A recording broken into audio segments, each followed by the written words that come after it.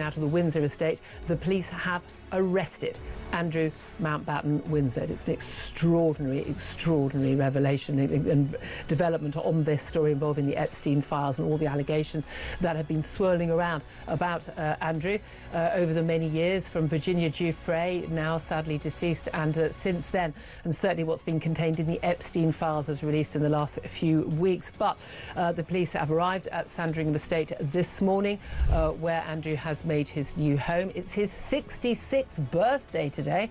What a birthday present that is. He has been arrested by the police. Of course, the brother of the current king, the second son of our late Queen Elizabeth. This is an extraordinary development. Those of us who've been talking an awful lot about establishment cover-ups and lack of, should we say, interest by the police in what are very serious allegations against Andrew.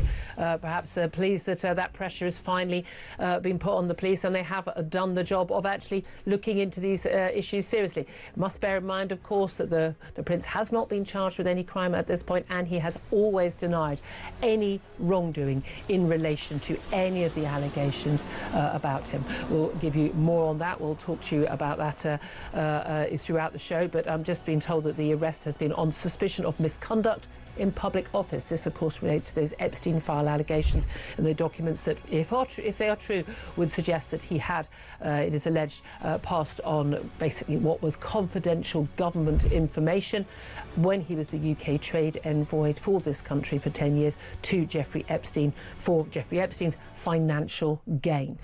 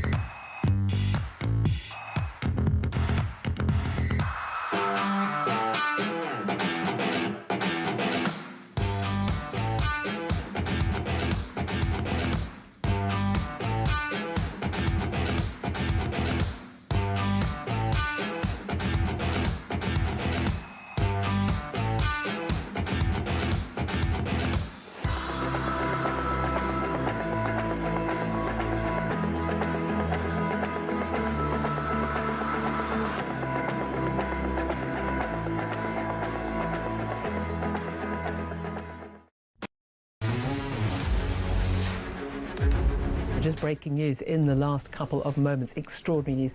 Not just that the police have arrived at the Sandringham estate where Prince Andrew, as was now Andrew Mountbatten Windsor, is currently living since being thrown out of the Windsor estate. The police have arrested Andrew Mountbatten Windsor. It's an extraordinary revelation and development on this story involving the Epstein files and all the allegations that have been swirling around about Andrew over the many years, from Virginia Giuffre, now sadly deceased, and since then, and certainly what across the UK, on DAB+, on YouTube, on your mobile, and on your side.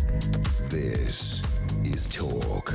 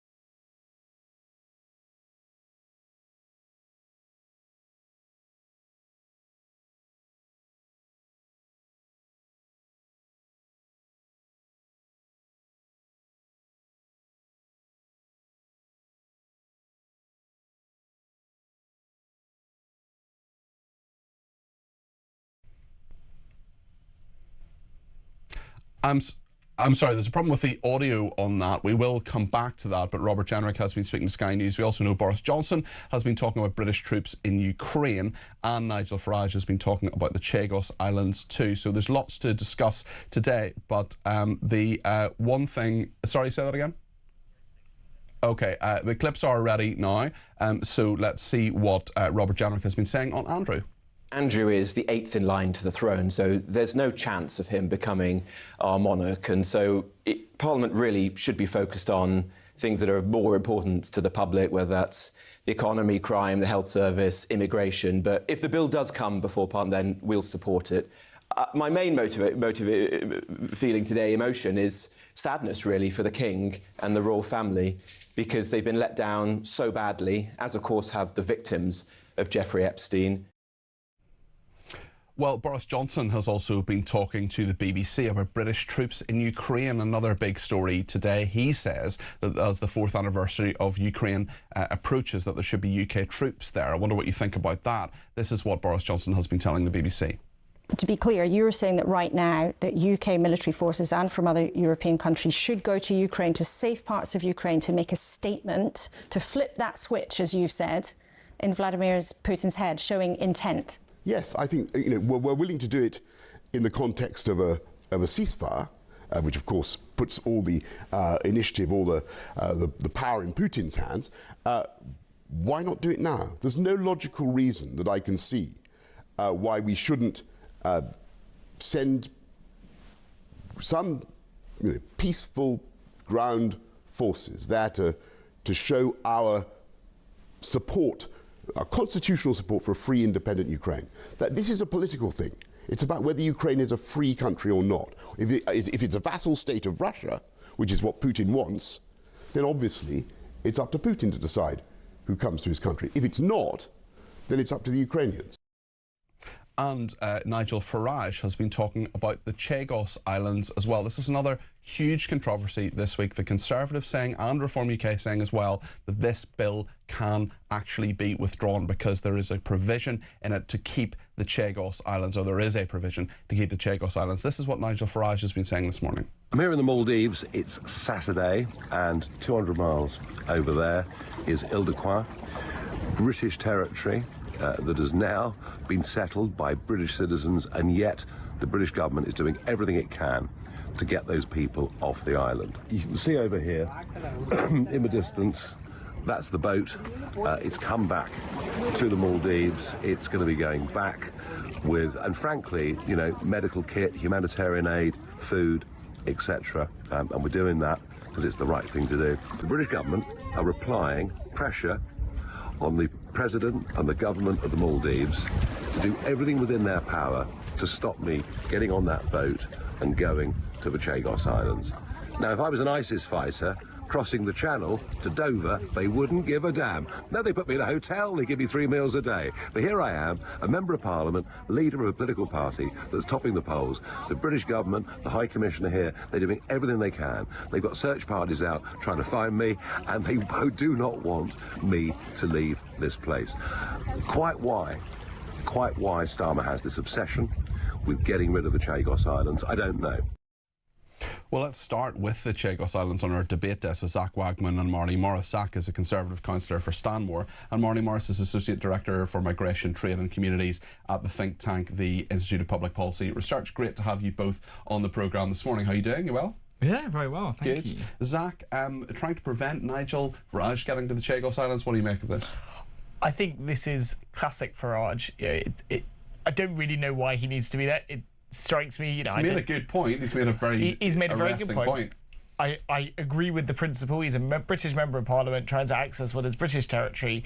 He probably should be going there. That's a non-story, really. The real issue is what's going to happen to the future of the Chagos Islands now. But that's what he wants to highlight, and that's what he is highlighting, and that's why we're talking about it.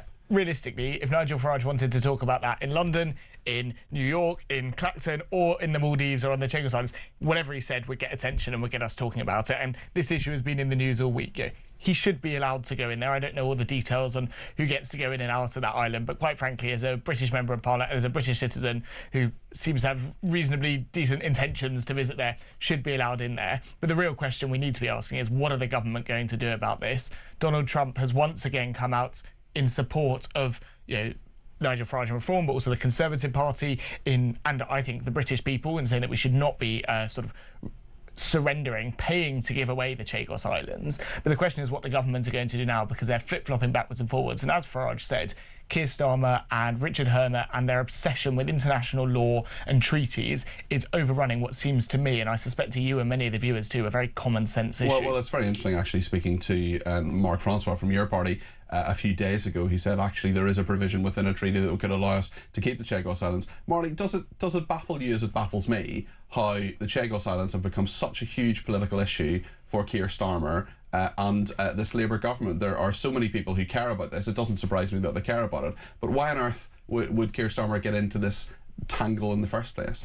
Well, there's a very interesting article today out by Ben Judah, who's a special advisor to the former Foreign Secretary David Lammy, where he actually gives a quite detailed explanation of why this took place. And it was really at the behest of the US government, of the Biden administration. They asked for this deal to be done. They were concerned about maintaining the strategic importance of the military base at Diego Garcia. And so that's why they asked the UK government to make this deal with Mauritius. There was a lot of pressure, actually, from what Ben Judah says in this piece. Now, of course, the US has flip-flopped all over the place under Trump. And the Biden administration isn't there anymore. Absolutely. But for a while, Trump also supported this. And there were lots of good reasons for ensuring, because the space is really important, making sure that was protected, that you did have these challenges under international law. You did have, concerns around China in particular. So this was actually quite a strategically, carefully designed deal. And I'm afraid I do think it's a little bit irresponsible for some of the other political parties who I think in past decades would not have done this, who are basically trying to undermine this deal by going over to the US and sort of whispering in Trump's ear, when actually I think fundamentally this is actually a matter of national strategic importance, which I think multiple parties should be able to coalesce around and agree on, because this is something that frankly the UK was pushed into by the US and there was well, they could have resisted that pressure, couldn't they, Zach? They could have done. The reality is Joe Biden was one of the weakest presidents on foreign policy that the United States has had for a long, long time. Look at the number of wars that were started around the world because they knew they could take advantage. It was shameful, absolutely shameful. This guy had no idea what he was doing in the world, so quite frankly, by the end of his presidency, he had no idea what he was doing generally. And you used the word undermine. It's not about undermining, because that suggests that people are trying to nefariously or duplicitously try and change things or go around the back. It's very clear the Conservative Party have been really leading this, but Reform and others and the British public in general think it's an absolute nonsense that we're paying to give away British sovereign land that is only going to embolden China in the future. It's not undermining, it's trying to stop what is a grave act of national self-harm. That's a fair point, and I appreciate that many parties are doing this in good faith. But I do think I would read the piece by Ben Judah. It does give quite a compelling explanation for how this emerged. I don't think it was just personally on the behest of Biden. I think this was actually the kind of the wider US administration arguing for this. This was under both Biden and Trump for quite a large part. Now Trump obviously has shifted his opinion, and that will affect the UK's decision making on this. Of course, that's important. But this is not done, I think, purely because of wokeism, as is being claimed. I think this is being done all because of some kind of attachment to international law. It's being done for strategic reasons in coordination with the Americans. But what are the strategic reasons if we have them already? If we have Diego Garcia already, what is the strategy? Well, I mean, I guess I said the piece by Ben Judah explains this. There was a challenge under international law. They did not think that But the point is, as Mark Francois has found out and others have found out, that there wasn't a realistic challenge under international law, and the Treaty of the Law of the Sea means that if there's a military element, you can withdraw from that. Well, that's clearly not what the US thought, and indeed the Ben Judah piece suggested the US were thinking of going over the heads of the UK and doing a deal with Mauritius without the UK. So the UK felt they had to take dramatic action. Okay. Otherwise, you know, I'll read the piece. Bill and Romsey says, morning Peter, Chagos Island, Starmer stopping Farage, follow the money. Great show, says Bill. Stephen in London says Farage should try to get his friend Trump to get the US forces to help deliver his aid package to the Chagos Islanders. It would be a huge hit against Starmer and win-win for Farage, Chagos, Diego Garcia and Trump, says Stephen. Anthony says Johnson is wrong and should keep quiet. Putting British troops into Ukraine, we'll talk about that in a second, would only escalate the situation. Another person says, wants to be anonymous, and that's fine. You should ask the Secretary of State for Education in what circumstances would the UK government support possible US and NATO military intervention in Iran, given the repeated human rights abuses by the IRGC and the growing nuclear threat. I am going to ask her about that. Fear not, I will be talking about Iran. And Margaret in Norfolk says, if we hold on to the Chagos Islands, why don't we open a holding centre there and process the illegal immigrants until we determine their identity and background? Just on Iran, actually, if you happen to be in central London, I know and we'll never forget that 82% of our viewers and listeners are outside London, but if you happen to be around the gates of Downing Street at 2:45 this afternoon, I'm going to be there. I'm going to be talking in support of the Iranian people. I'm going to just a short speech, but I've been very honoured to be asked there by the campaign for the Iranian people against the regime. That is something I'm looking forward to doing. So if you happen to be in London this afternoon, you're very welcome to come along to that. Lots more to discuss on the debate desk with Zach Wagman and Marty Morris. And shortly we have the Education Secretary coming up. We also have the Chairwoman of the Home Affairs Select Committee, Dame Karen Bradley, coming up. They have published their report into a decision to ban Maccabi Tel Aviv fans from the Europa League fixture against Aston Villa in November 2025, November last year. The report is absolutely damning. We'll get into that next here on Talk.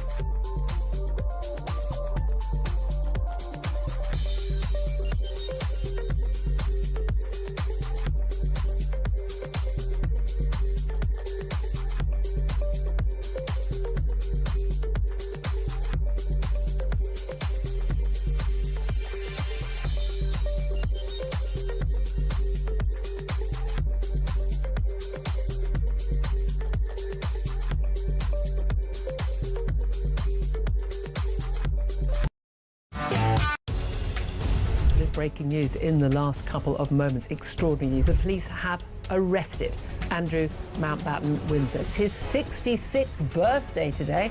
What a birthday present that is. Mr. Mandarin, how long do you think that you can stay on the island? We're going to stay forever. Our rights have to be respected now. We're going to stay. Do you expect Jeremy Clarkson to become a part of your new party? I can tell you, if Jeremy Clarkson decided to darken my doorstep, I would be absolutely delighted.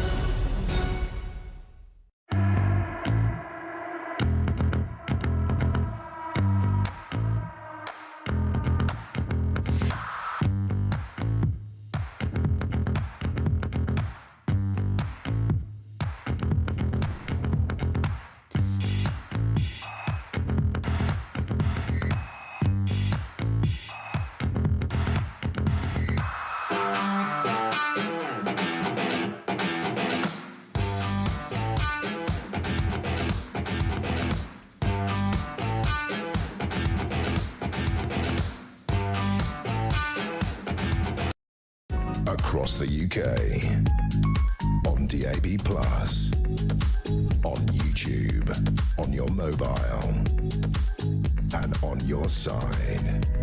This is Talk.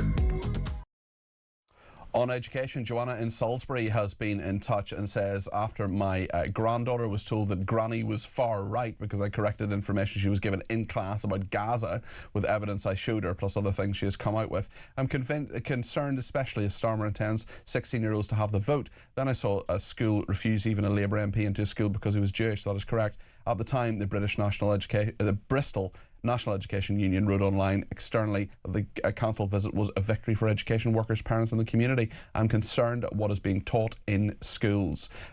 Terry in Slough says, I wouldn't trust this useless and incompetent Labour government to run a jumble sale, never mind educate our children. They're absolutely clueless, says Terry. Andy in Cornwall, left-wingers and liberals don't complain when Starmer Davy went to the EU to try to do backdoor deals to stop Brexit. Your commentator is very singularly focused, says Andy in Cornwall. And yeah, I'll just keep that on the screen as well about some of the questions people want me to ask the Education Secretary. She's coming up a little bit later on in the programme. But I want to talk now about something we're going to be talking to the chairwoman of the chairwoman of the Home Affairs Select Committee. Her name is Dame Karen Bradley, and we're going to be talking about this report on the ban of Maccabi Tel Aviv in November 2025. They were meant to play Aston Villa in Birmingham. We've covered this story a lot. It could not be more damning of West Midlands Police, this local safety advisory group, and to some degree, actually, the government as well. It has dented public trust in the police, not only within the Jewish community, but across the country. The police were shown to have lied in several ways, and this backs that up. It doesn't say lied, but it says it in different ways, about the fictitious danger of Israeli fans versus the real threat from the local community. The report finds that the West Midlands Police were overly reliant on inaccurate and unverified information for decision making that proved wholly inadequate to stand up to subsequent scrutiny. This is the committee itself. This is the Home Affairs Select Committee saying this, not me. Evidence that supported pre-held narratives was readily accepted, while contradictory evidence from authoritative sources was seemingly ignored. A lack of due diligence, meaning that failures in evidence gathering went unnoticed and unaddressed, even in the face of scrutiny by a parliamentary committee. The evidence used to assess the threat level posed by Maccabi fans was partly based on false information generated by AI that gave a misleading picture of the violence around their fixture with Ajax in Amsterdam. The gathering of evidence by West Midlands Police, the committee says, to support the decision is currently subject to an investigation by the Independent Office for Police Conduct. This is really, really damning stuff. This is a major police force in our country, West Midlands Police. Rightly, the Chief Constable has gone, although he's retired with his pension, rather than being subject to conduct investigations. Let me read a bit more from the committee.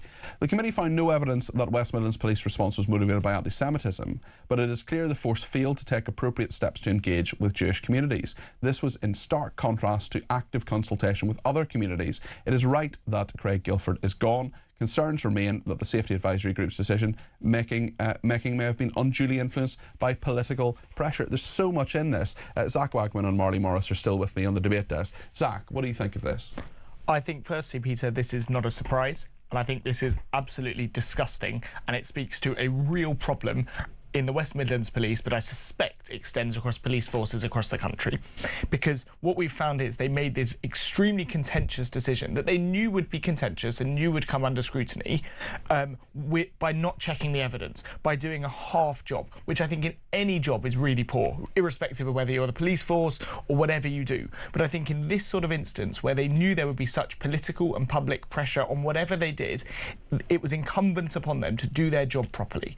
And I think there are one of two reasons why they would make this decision and make such a poor job of making it. It's either because the West Midlands Police don't particularly like Israelis and Jews and people that support Israel. I think that's probably the case for some of them, but I don't think that's the defining factor. Well, the committee said there was no evidence of anti-Semitism, but it certainly looks that way and it feels that way to many people. Exactly, and I think it's a fear of the local community in and around this part of Birmingham who don't like Jews and who do hold anti-Semitic and anti-Zionist views, and I think the police are scared of them. And what does that come to when we've got police forces in this country, and we've discussed this before, when we have police forces that don't rule without fear and favour, but in fact say, well, this community are going to make it life tricky for us, this is going to be a difficult night for us to police because of the locals, we're not going to do our job. Yeah, what happens if someone's car gets stolen on a street in that area?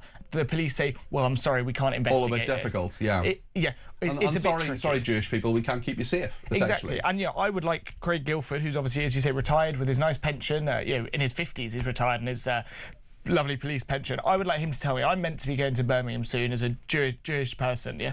I'm not sure if I should go to Birmingham because of what this tells me about the situation in the city.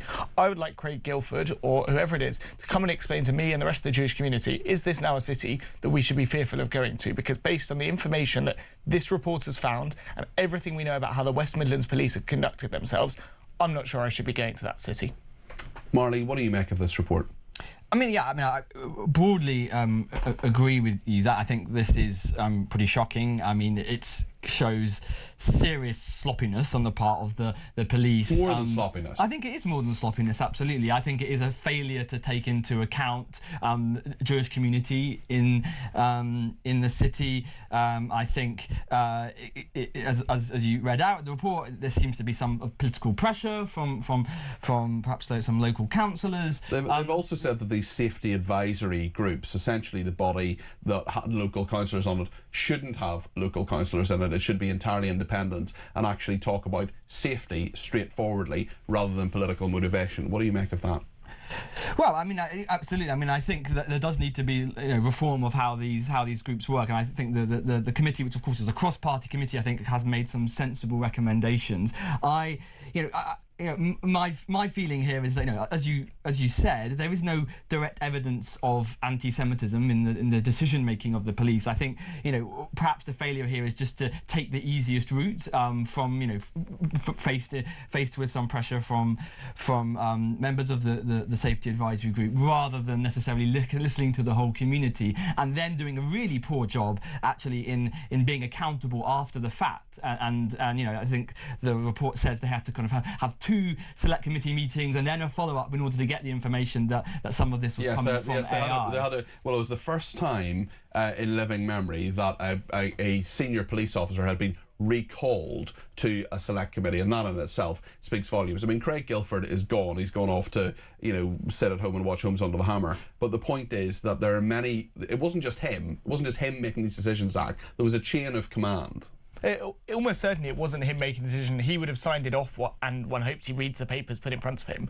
Understandably, and I know this is a high-profile issue, so he should have done all of the research, but understandably, he has got to trust the information given to him by those junior to him. But this raises a real problem, I think actually wider, about how government and various different public bodies use AI in their job. Because it's quite right, and I'd be very concerned that people will leap upon this and say that we shouldn't be using AI. If you use AI, you're lazy, and I think that's an old-fashioned mindset, because if it makes your job quicker and easier, we absolutely should be embracing AI in our day-to-day. But AI is not there to replace us, it's there to support us. And so yes, somebody in the police should have used AI to help write their report, do the research, but you've got to check it. And how many other things, this is high profile, how many things are the West Midlands police using AI for and not checking their work? It's the sort of 2026 version of computer says no. It's like, well, if AI says that, it must be right. Well, no, I've used AI to find out various bits of information I know to be basic information I know to be untrue. Similarly on Google, just because you Google something and it's the first result doesn't mean it's true, and you've got to check all that, and the police were not doing that. There are just so many people in the Jewish community and right around the country as well who feel that this is a kind of a wider dislike of them and a disregard for them, Zach. You're absolutely right, Peter, and we've seen that across London in the last 2.5 years, where every Saturday these hate marches have been allowed to take place, marching past synagogues, making Jewish people feel uncomfortable, paid for by us as taxpayers, and that is disgusting and that is wrong. And I think, as you say, I'm not convinced that the police is anti-Semitic. Maybe there are some anti-Semitic police officers. I think there certainly are, but I say I'm going to challenge Karen Bradley on this when I speak to her a little bit later on, but they found no evidence that West Midlands police response was motivated by anti-Semitism. I want to ask her, is there evidence of anti-Semitism elsewhere in this? Because I think there probably is. You're right, and I think definitely there will have been pressure from anti-Semites in this instance and in others put onto the police. Yes. I think almost worse, though, is the fact that probably the police around the country, whether that's in the West Midlands here, whether that's in London on a Saturday, just find the Jews to be a bit of hassle. Oh, they're making our life tricky. Oh, we've got to now look out for if anyone's calling for an intifada, which is a violent terrorist uprising. We've got to look out for anyone that wants to wipe the Jewish state off the map. We'd much rather, be on the local high street catching, common criminals, which is what they should be doing. But they just view the Jews as a pain, as an extra thing to have to deal with. And I think that's really, really bad, because it shows that when communities in this country need the support of police, they're just going to be met with, oh, we can't be bothered to do this. And that's really concerning. I mean, look, agree with what you say. I am concerned, though, about this escalation of the debate to somehow encompass all protests against what's happening in Israel. Look, I say this as a Jewish man myself. I do not describe what's happening in London as hate marches. For the most part, these are peaceful protests against serious war crimes. Marty, would you go on a march with someone who's holding up maybe you've been on the marches, I don't know, with someone who's holding up a placard in support of Hamas or Hezbollah? I haven't been on the marches, and I am concerned about obviously people that would actively be promoting, terrorist groups. So that's happening every week. Absolutely, but there are many people on those marches who, in absolute good faith, are opposed to the actions of the Israeli state, which have been, extraordinary. Huge numbers of children have died. We've had war crimes. I think we need to be careful to not somehow kind of taint every anti-Palestinian protester as anti-Semitic. And I said that as a Jewish man myself. Would you go on the marches? I haven't gone on the marches. Would you go on the marches? Well, I haven't, because I wouldn't go for the reasons that you said. But that's not. So if you're not going for the reason that you said, why are you saying that those people are going on good faith? If you go the first time and you realise, actually, hold on, people are support some people, not all the people, but some people in that march are supporting Hamas, Hezbollah, terrorism, people who kill Jews, and hate Jews and want to wipe Israel off the face of the planet, and then you go again and again and again. Surely I would want nothing to do with those people. I don't want to be the same march as those people. Look, if you want to protest against what's happening in Israel, then that's the main way to do it, right? So I think it's only the main way, because they keep going back. I don't think it's fair to completely tie everyone with the same brush. I mean, I think you can tell a lot about people by who they hang out with. I have been on protests before, and I've seen people on those protests that I may not like, I may disagree with, but it doesn't mean that somehow that my cause is completely delegitimised as a result. And that is absolutely fine. Many people would have gone on a protest once or twice with good intentions that I may disagree with. That's fine, I disagree with people. But once, as Peter says, once they've gone and they've seen people shouting and chanting for Hamas and Hezbollah, once they've seen their logos there, once they've been calling from the river to the sea, which is the annihilation of the Jewish state, once they've seen people calling for an intifada, not just once, not just twice, if you keep going back time after time, it tells me that at best you're not really bothered by that, and at worst you support that. And I think there is no excuse now. Everyone knows that this is happening at these marches. There is no excuse now for anyone to go there and say they didn't know this was happening, or, I disagree with them. Okay, final word from Marley before the break on this. I just think you've got to also bear in mind, these people are seeing day after day images of children dying in Gaza. But they're not anymore. The war is over. This is what has been motivating. Where are they? Where there's people dying in Iran or in the Uyghurs in China? That's a very good point. If they really care about human rights, if they really care about women's rights, where are they? And also, they keep talking about genocide. There was factually not a genocide. Hamas have said that they are giving pensions to over 50,000 families. There were 70,000 people. That's what Hamas say. That's what the Israelis say. 70,000 people killed in this war.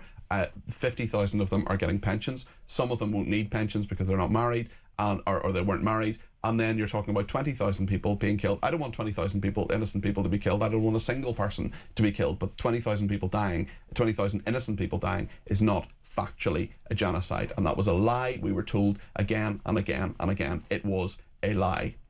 Lots more to discuss on the debate desk with Marley and with Zach. We'll also talk to the Education Secretary very soon. Stay with us.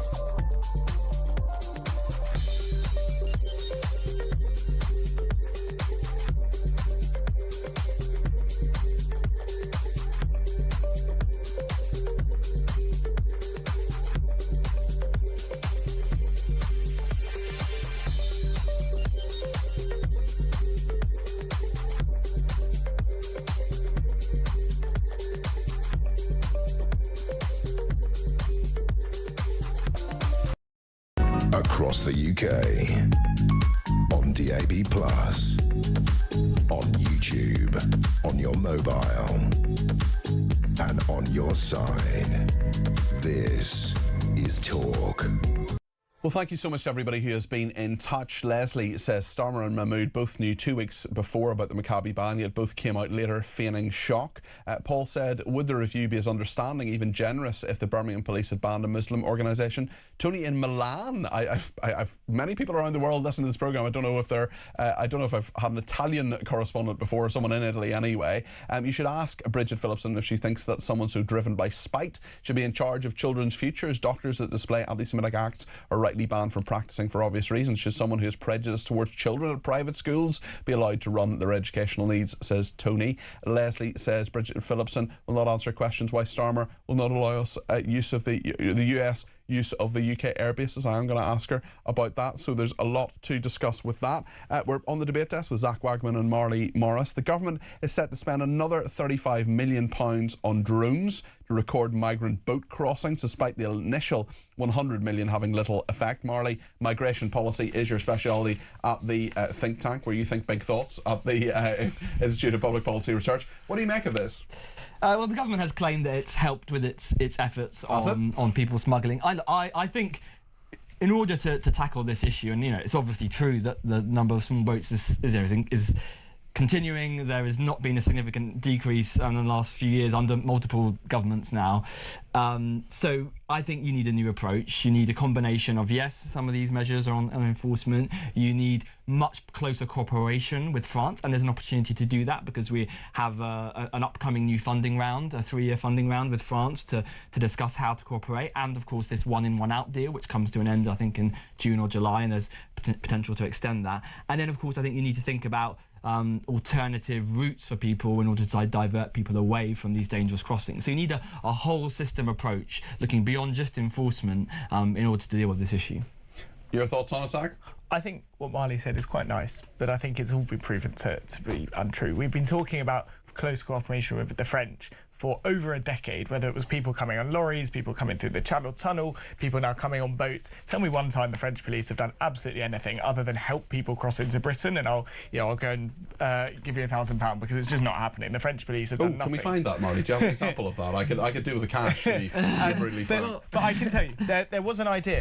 There was a really good idea about how we stop this, which was taking people to a third country for processing that was a long way away from Britain, and it was Rwanda. It could have been somewhere else. And it was a really good idea if it had got going, because people would have stopped crossing, because if they knew there was a chance that they would end up in Rwanda, then they wouldn't have come to Britain. They would have said in France or Switzerland or the Netherlands, yeah, it's not London, but we can go there. The reality is, as we've seen with the one-in, one-out scheme that you mentioned, Marley, some of the ones that have gone out have just come straight back in. Yeah, that's not a deterrent. And if the deterrent is ending up in France, that's really not much of a deterrent either, because it's not London, but it's not a bad place to live and so on. We have to reinstate a third country processing, some means whereby people are not in this country, because the number of people that get into this country, get taken to hotels or processing centres and then just disappear outside of the system into the country, working on the black market and whatever, is enormous. We've got to take radical action, and just signing agreements with the French, just rethinking treaties, has been proven not to work and is wishful thinking. Well, so the Rwanda plan was wildly expensive and it was never going to work at scale. That was the key problem. Also, I mean, the argument of the government at the time was that Rwanda was a great place to live. It wasn't that it was a bad place. So that's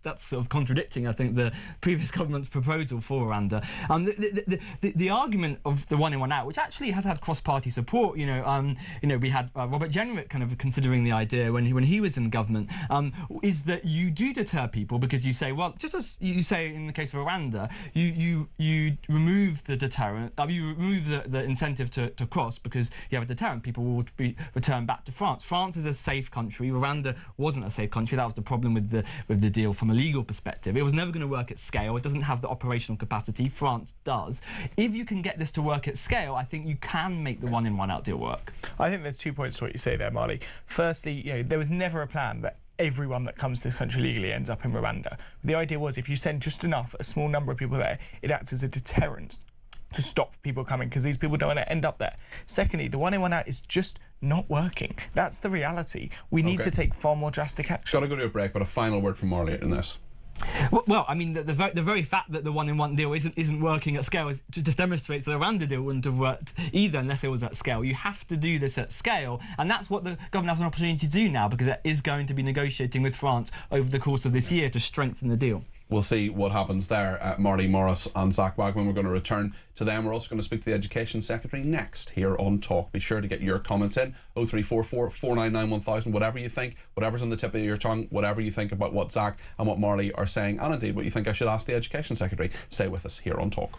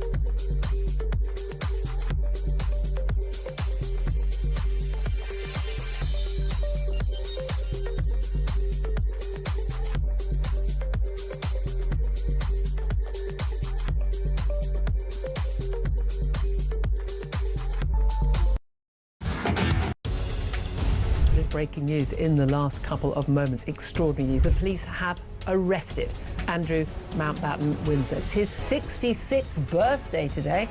What a birthday present that is.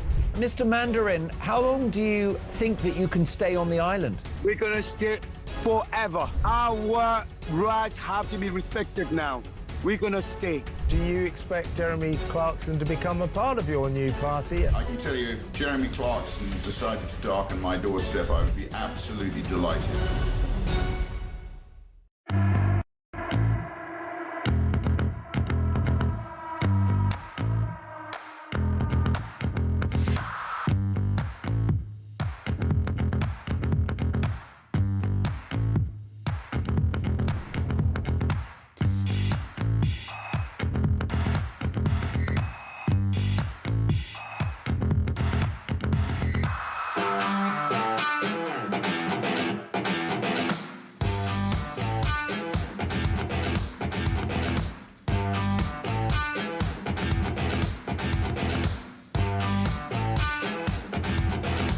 Across the UK, on DAB+, on YouTube, on your mobile, and on your side. This is Talk. Let's talk about Ukraine now and what the former Prime Minister Boris Johnson has been saying about this. He's been speaking to the BBC this morning. Let's see what he's been saying. To be clear, you're saying that right now that UK military forces and from other European countries should go to Ukraine, to safe parts of Ukraine, to make a statement, to flip that switch, as you said, in Vladimir Putin's head, showing intent. Yes, I think we're willing to do it in the context of a ceasefire, which of course puts all the initiative, all the power in Putin's hands. Why not do it now? There's no logical reason that I can see why we shouldn't send some peaceful ground forces there to show our support, our constitutional support for a free, independent Ukraine. That this is a political thing. It's about whether Ukraine is a free country or not. If it's a vassal state of Russia, which is what Putin wants, then obviously it's up to Putin to decide who comes to his country. If it's not, then it's up to the Ukrainians. What do you make of what the former Prime Minister Boris Johnson has been saying? Marty Morris and Zach Wagman are still with me on the debate desk, and we hope to speak to the Education Secretary fairly soon. Marley, your thoughts on what Boris Johnson has said? I think, Boris Johnson clearly, has the right intentions here. I do think we have to be a bit careful about sort of making unilateral commitments to have ground troops in Ukraine at the point of a there have been some special forces there, so the principle has been established. Yeah, but we were lied to about that, by the way. But we do have to, I think, consider there's currently this peace process going on. I think the UK wants to coordinate with the coalition of the willing and, of course, with the US. So I think this is, absolutely, I'm sure, Boris Johnson has the kind of the Ukraine's interests at heart, but I think we need to be careful that we're not kind of unnecessarily provoking Russia at quite a delicate moment of And what about the UK's intentions, Zach? Because we have £28 billion pounds of a black hole in the defence budget. Yes, okay, we've done an awful lot for Ukraine, certainly, and that conflict has to come to an end. If peacekeepers would help, maybe, but actually, do we have the capacity?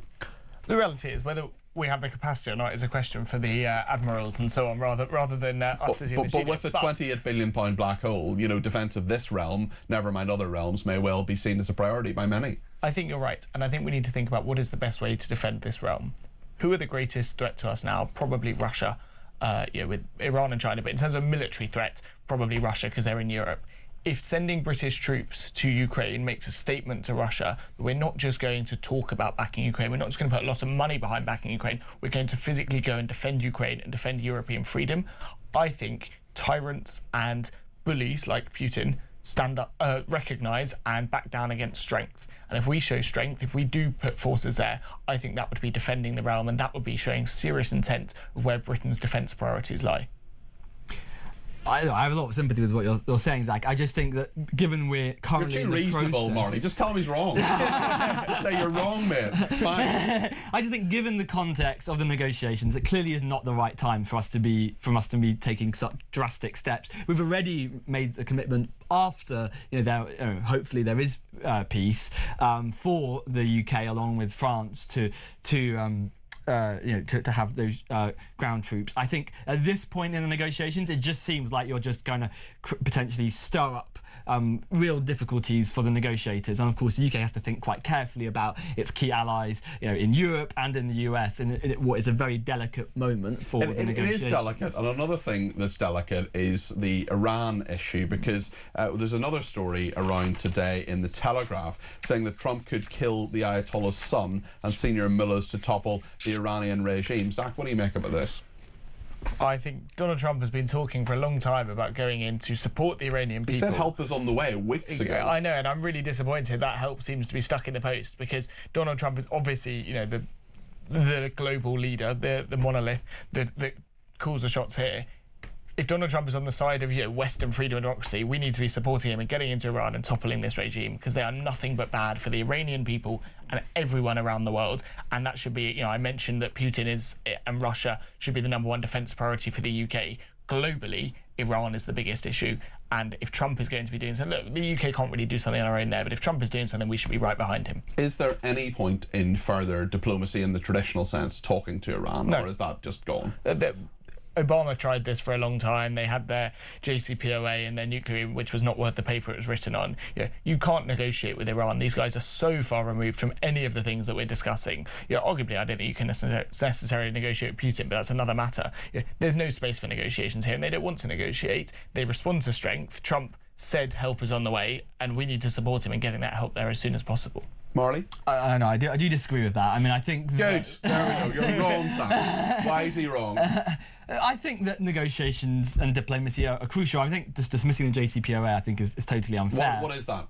Well, it was the deal that Obama did with Iran to open up trade, to manage the nuclear program there. So I mean, I think if anything, Trump now seems to be going back to something similar to the JCPOA.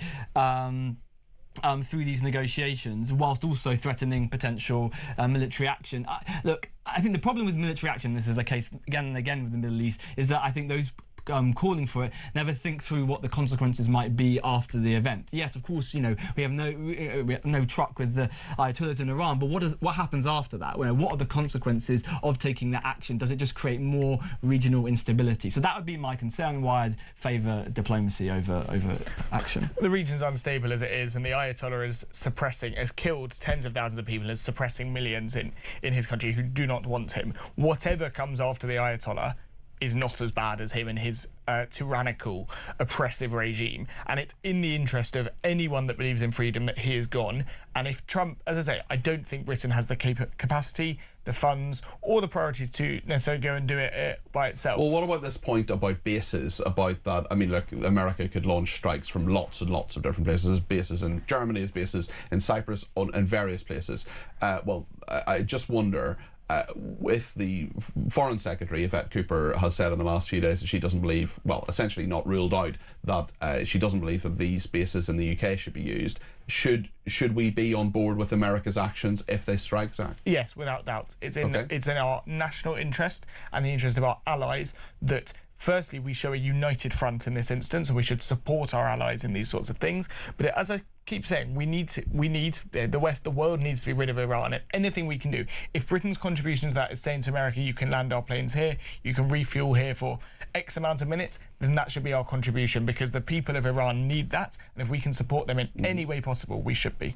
Okay, what do you think about the bases point, Marley? Well, I think Yvette Cooper is right. This might seem like an old-fashioned point, but I do think international law does matter. So I think we need to think quite carefully about making sure that we do ensure that we are compliant with international law. That's not just from a kind of esoteric point of view, but I think that's important in showing to many other countries around the world that we do follow the rules, that we are reliable partners, and that we can work and negotiate and do sensible, formal diplomacy. So I do think that we need to be.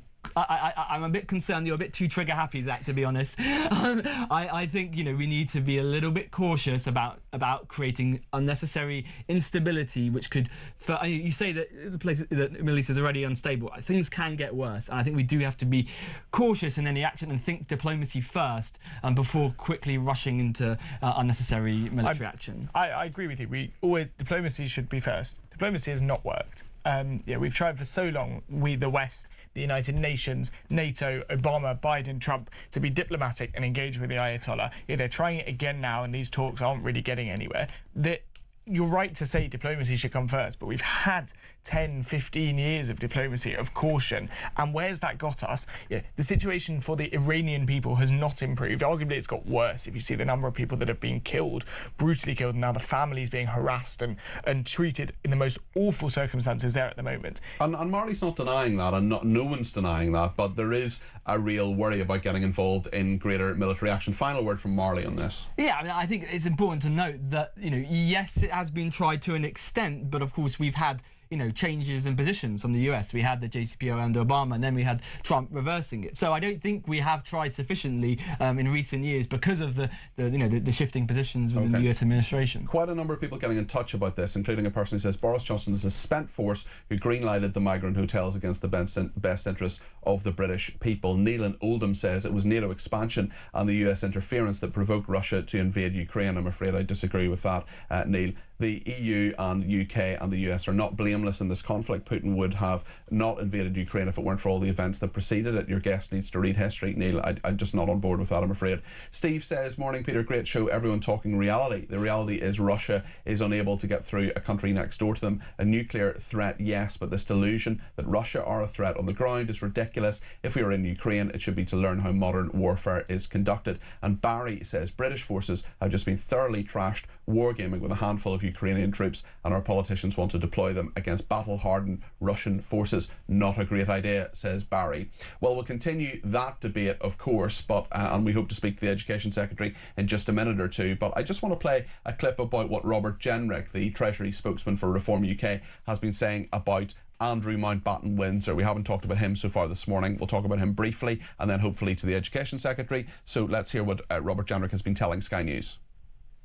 Andrew is the 8th in line to the throne, so there's no chance of him becoming our monarch. And so Parliament really should be focused on things that are more important to the public, whether that's the economy, crime, the health service, immigration. But if the bill does come before Parliament, then we'll support it. My main feeling today, emotion, is sadness, really, for the King and the royal family, because they've been let down so badly, as of course have the victims of Jeffrey Epstein. Robert Jenrick speaking there, the Treasury spokesman for Reform UK. Your thoughts on this, Marley Morris? Yeah, I mean, of course, I think the revelations in recent months about Prince Andrew have been pretty extraordinary and shocking, and I think it's really really have to think about the victims in this. I mean, I think there's been a lot of focus on the royal family in recent days, but to be honest, my main concern is the victims of Epstein, the shocking behaviour by so many of his associates. Obviously, you have to let the police investigation with Andrew take its course. But you know, one of my broad reflections about this is that there has actually been quite a lot of action taken in the UK, but remarkably little in the US over this. And I think it would be really... There are congressional hearings, of course, Zach. Yes, and we're going to, at some point in the not-too-distant future, see the Clintons appear there, which I think could be box office viewing for those of us that at least enjoy watching congressional and parliamentary hearings. I think on the point that Robert Jenrick was making, I have to disagree with him. I do think Parliament should be taking steps to remove Andrew Mountbatten-Windsor from the line of succession because, as Jenrick points out, he is 8th in line to the throne, so the chances of him becoming the king are very, very remote. But I think it would send a message to the victims of domestic abuse, sexual abuse, violence against women and girls, both in the victims of Jeffrey Epstein, but also more broadly across this country, that just wherever someone is in the country, whether they're in the royal family or not, it's taken really seriously. And he says it will take up parliamentary time, but I disagree with that. It can be a very short piece of legislation. I can't imagine anyone in Parliament will be speaking against it. So it should go through very quickly, and it would make a real significant statement in this country. Yeah, I agree with that. Yeah. We're just waiting for the Education Secretary, Bridget Phillipson. We'll have that interview as soon as we can. But I just want to talk to you about this remarkable story on the front page of the Sunday Times. This is Gabriel Pogrund, who was one of the journalists who was attacked by Labour Together, this grouping that was given £36,000, gave £36,000 to a public affairs firm to smear him and another journalist at the Sunday Times. Full disclosure, Sunday Times owned by the same company that owns Talk.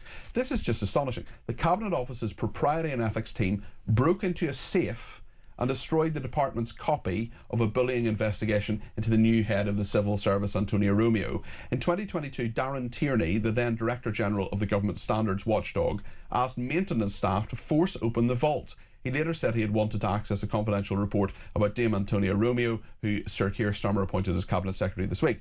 Cabinet Office said yesterday that her case had nothing to do with the break-in, but declined to say why it occurred. Romeo had faced allegations relating to her use of expenses and treatment of staff while posted to New York in 2017. The investigations found she had no case to answer, although the decision was overturned. He is now, Darren Tierney, now Permanent Secretary of the Office for National Statistics, seen as internally as a friend and long-standing supporter of Antonio Romeo. There are questions still to ask her. We also had that remarkable intervention of the former Permanent Secretary, most senior civil servant at the Foreign Office, Lord MacDonald. What do you make of this, Zach? This is the most bizarre story. This senior civil servant has got the maintenance team to go and break into a safe in his department in the civil service to see a report that presumably, if he really needed to see it for his work, he could have asked the owner of the report to provide it to him, and there'd be structures in the civil service for that. And then he's gone and got promoted, and the person that this report was about has also gone and got promoted. I mean, if that doesn't tell you everything that's wrong with the civil service at the moment, I don't think you can put more of a caricature, more of a sort of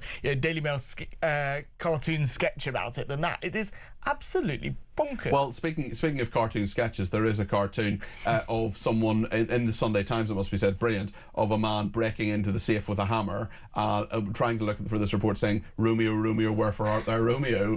Marley, your reaction to this? It is bizarre, isn't it? It is very bizarre. I really can't make head nor tail of this, to be honest. I don't understand the story, but I mean, I don't know if it's connected at all directly to the allegations surrounding Antonio Romeo. That's a completely separate matter. Well, the copy is to do with the bullying investigation into the new head of the civil servant. So, right, okay. So we'll see where we are. Okay, Bridget Phillipson is with us now. Thank you to all those on the debate desk. The Education Secretary. Good morning, Bridget. Hello, good morning. Claire Dorer, who is from the National Association of Special Schools, says, I don't think I've ever worked under a minister who shows such contempt for special schools, their children and families. How are you going to convince her and convince others that your plan on special education needs will work? So our plan, and I'll be setting out more tomorrow through a schools white paper and a consultation on SEND, is a once-in-a-generation opportunity to deliver a better system of support for all children, including children with SEND. And independent special schools and special schools right across the board do incredible work supporting children and young people, and they have an important role to play. But we have sadly seen a big growth in private equity-backed provision in the independent specialist sector, charging very, very high sums for places, but more importantly actually where the quality isn't very good. So we are going to clamp down on that, because we're sending children far from home for long journeys in taxis where the quality of the provision is just not what it should be. How are you going to fill the £6 billion How are you going to fill the £6 billion black hole in special educational needs? Because if you want to do all of this, if you want to reform it, there just isn't the money to do it, is there? So the £6 billion figure that was set out, the OBR set out, is a projection as to what will happen if we don't make change happen. So it's a projection on the basis of the system we have, not what will happen into the future. Now, we are going to invest, for example, £3.7 billion into creating more places close to home for children in specialist places within mainstream schools. So we'll improve the system. This will be a decade-long transformation.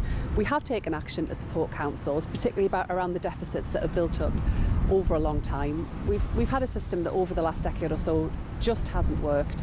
It was well intentioned. I understand what people were trying to achieve through those reforms, but we've got to be better at supporting children earlier, not waiting for parents to have to fight really hard to get the support their children need. A few hundred yards from where you're standing right now, there's going to be a big protest in favour of the Iranian people. We know that 50,000 people have been arrested nationwide in the last couple of days, tens of thousands of people killed. The IRGC still not prescribed in this country. We know that your government has taken lots of action on Gaza, for example. It recognised a Palestinian state. Why can't you at least prescribe the IRGC? Why can't you at least expel the diplomats in order to support the Iranian people against this horrendous regime? I mean, we do stand with the Iranian people, and we've made our position clear to the Iranian government. But you'll appreciate that it's a long-standing convention that ministers don't comment on whether groups are being considered for prescription or what the process will be ahead of any action being taken. What we do also want to see, and we support the US in this, is wanting to see those talks go well around making sure that Iran never becomes a nuclear power. At what point do you accept that diplomacy has failed and that military action might be needed, and perhaps even the use of bases in this country for American fighters to go to Iran? So those talks are underway, and we hope that they're a success and that they really do yield results. I can't comment on hypotheticals as to what might or might not happen into the future. You know, government ministers don't comment on potential military operations or what that might involve. I mean, the only people that would benefit if we were to do so would be our enemies. So I can't do that, but I can be clear that, you know, we want to see those talks go well, and we do support the Iranian people in this. There's lots about Andrew Mountbatten-Windsor being withdrawn from the line of succession. I wonder if we can talk about the person who hasn't been mentioned a lot in the last couple of days, which is Peter Mandelson. What was it about Peter Mandelson that made that Keir Starmer had such a hold over him? And how can we trust the government and a Prime Minister who seemed so beholden, so enthralled to Peter Mandelson? So a lot more came to light, and it became clear that Peter Mandelson had fundamentally misled the Prime Minister and had not been upfront about the very long-standing continued engagement and involvement with Jeffrey Epstein that continued long beyond that which he'd previously said. So it was right that he was removed by the Prime Minister as ambassador to the US. But most importantly of all, it's right that all of the victims of Jeffrey Epstein see justice, and that we never lose sight of them and never forget them, whether we're talking about, you know, whoever it is we're talking about. This all goes back to, you know, Jeffrey Epstein and that network of powerful men who abused young women and operated with impunity for a very, very long time. So many of my viewers and listeners here at Talk do not have trust in your government on a lot of different issues. It has been lacklustre, it has been flip-flopping, you've done something like 15 different U-turns. How are you going to restore trust and tell my viewers and listeners that this government is on their side? So, you know, what I'm talking about today and what I'll be setting out more tomorrow on is our long-term plan for schools and support for children with SEND. This is a long-term vision for how we deliver an education system that combines high standards with inclusion and secures better outcomes for children. And I think that shows, you know, the serious work of government, the serious challenges that we're grappling with, where lots of children don't get the support they need, they don't achieve all that they could and all that they should, and where the family that you're from, the background that you're from, sadly still determines so much of what you go on to achieve in life. And there are many why people... I came into politics, why I'm doing this job, is to turn that around, is to change that, so that it's your hard work and your talent that determine what you can achieve, not the family that you're from. There are many people, of course, who have children with special educational needs who sent them to private schools. Do you regret your policy on this and the disruption it caused? No, because where that applied to an education, health and care plan, so if they're placed in a private school was connected to an EHCP, then they wouldn't have seen a change. So no, I don't. And I am determined to deliver better inclusion within mainstream schools, more provision close to home, so that, you know, I think it should be a right that all children get to go to a great local mainstream school, close to their friends, close to home, within their communities. And the reason for that is that their educational outcomes are better. We know they achieve more academically, but also we know that they are more likely to be independent as adults and to go into jobs, go into further training or study, and that's what this is all about. Just finally, can you explain why the government wants to give away the Chagos Islands? Because I think a lot of our viewers and listeners are baffled by this, how much political capital has been spent on this, and why on earth it is actually happening that we're paying money to give away these islands. So we do remain committed to the deal. The base at Diego Garcia is absolutely critical to our national security. But we have it already. It's critical to our ability as a country to be able to. Yes, but following a legal case that took place, that position of the base was put into jeopardy, and we need to set that situation right so that we can continue to operate the base at Diego Garcia to make sure we've got a clear legal underpinning for that to happen. But the base is critical to our national security, both abroad and at home. The actions on that base keep people here in this country safe from harm and safe from nations that would wish to do us ill. Bridget Phillipson, Education Secretary, thanks for joining us on Talk this morning. I appreciate that. That is Bridget Phillipson, the Education Secretary. We'll take a break now. In a moment, we'll talk to the chairwoman of the Home Affairs Select Committee about this damning report on Maccabi Tel Aviv. Stay with us.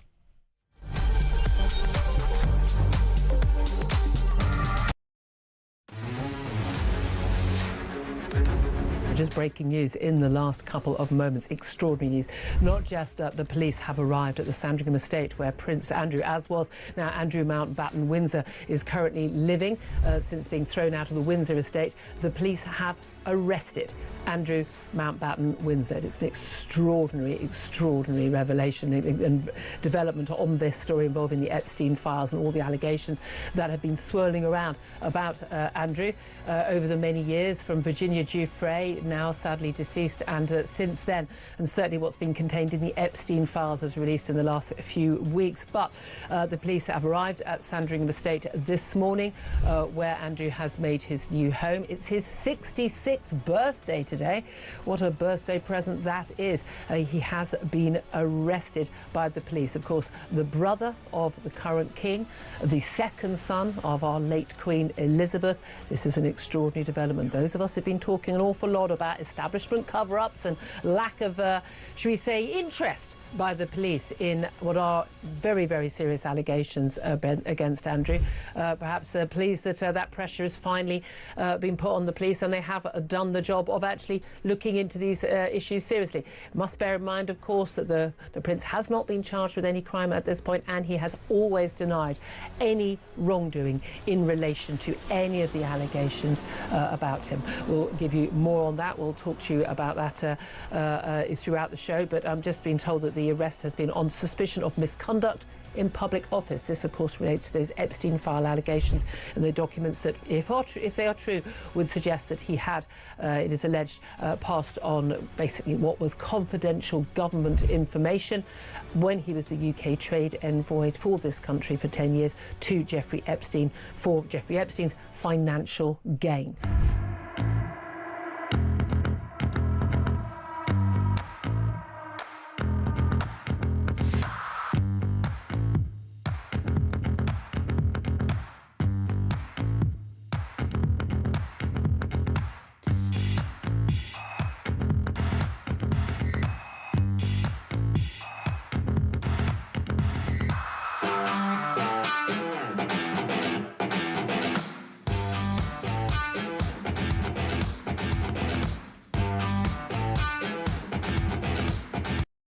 Across the UK, on DAB+, on YouTube, on your mobile, and on your side.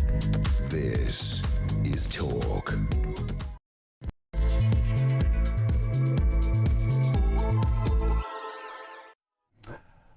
9 minutes past 11. Let's talk to Karen Bradley, Dame Karen Bradley, who is chairwoman of the Home Affairs Select Committee. Can I just apologise, Karen, for keeping you waiting there? The Education Secretary was running late there. I also have to declare an interest, as I always do before any interview with Karen Bradley. I advised her for a couple of months as her special advisor way back in the day. Karen, you have an absolutely damning report into the West Midlands Police, what happened there in regard to Maccabi Tel Aviv and the Europa League fixture against Aston Villa. Very, very interesting that they used AI. The Chief Constable has gone. Do you think others need to go too?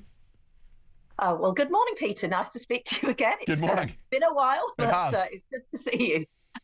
So, look, we're not commenting on whether more people need to lose their jobs or anything like that. This was about trying to find out why it was that Maccabi Tel Aviv fans were banned from attending the game against Aston Villa back in November. We started this work assuming we would find some comprehensive piece of intelligence that demonstrated that the police had made the right decision and that there was nothing to see here. And what we found was actually that the police had based their decision to advise that the match should only go ahead if the away fans were banned on spurious evidence, on an unminuted telephone conversation, and on the use of artificial intelligence to provide what were frankly falsehoods.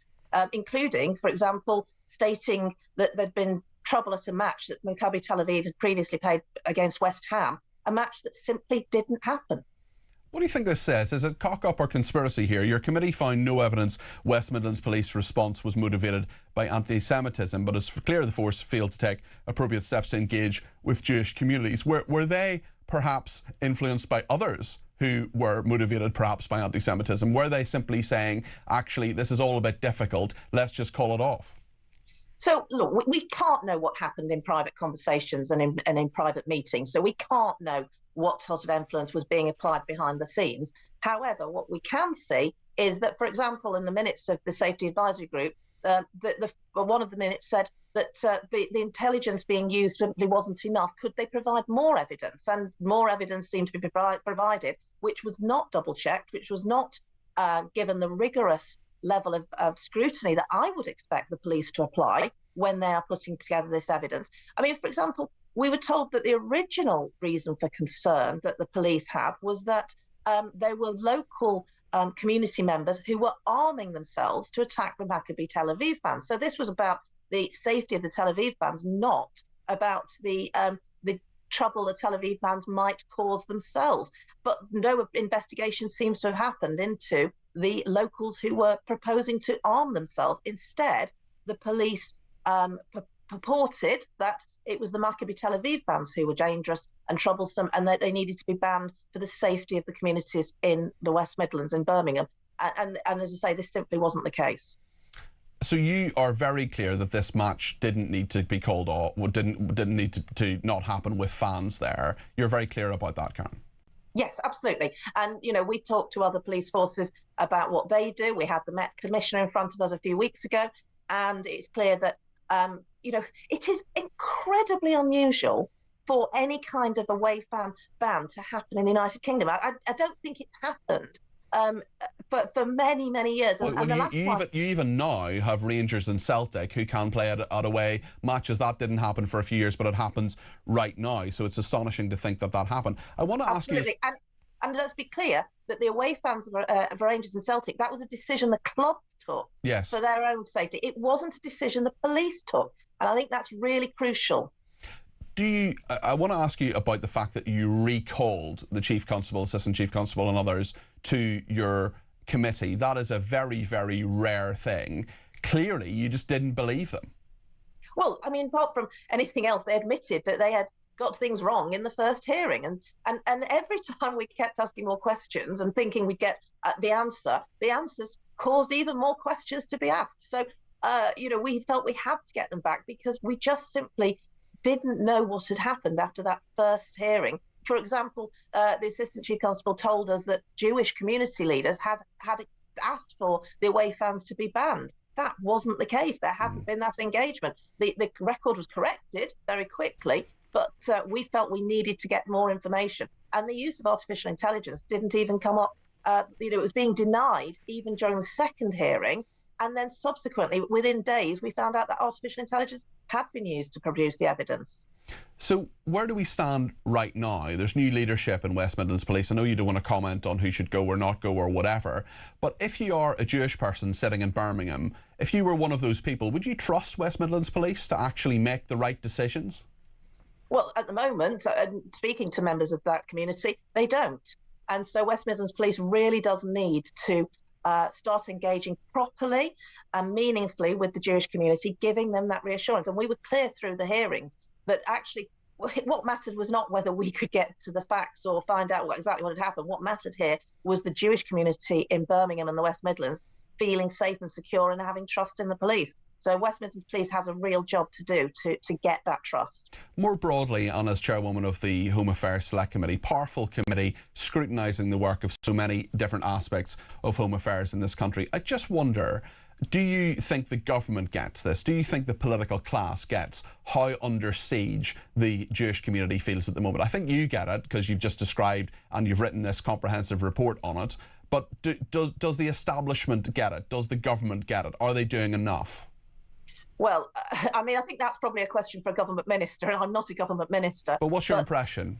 But I think that, there are certain areas and certain parts of the country where the Jewish community is very much engaged with the authorities and does feel that they have the support and protection they need.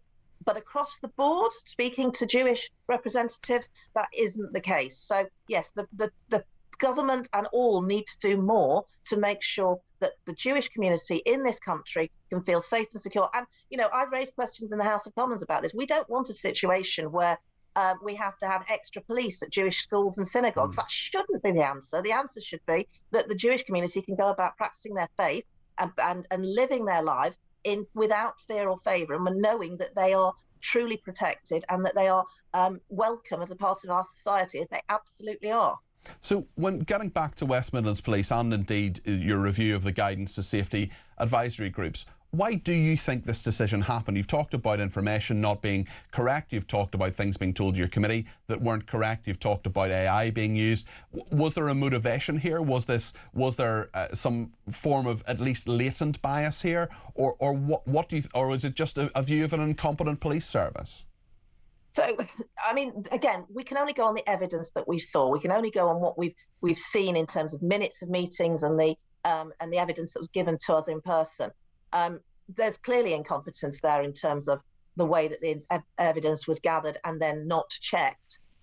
Simple things that I would have expected. I know you as a journalist, Peter, would be double checking before you started saying things on air. You wouldn't make a decision on the basis of one search of artificial intelligence and taking that as absolute read. Was there an influence behind the scenes? We can't know for sure, but it probably was an easier life for the police to ban the fans than it was to go through the difficulties of trying to make this match happen in the way it should have done. But I know that, having spoken to other forces, that there is an embarrassment about that.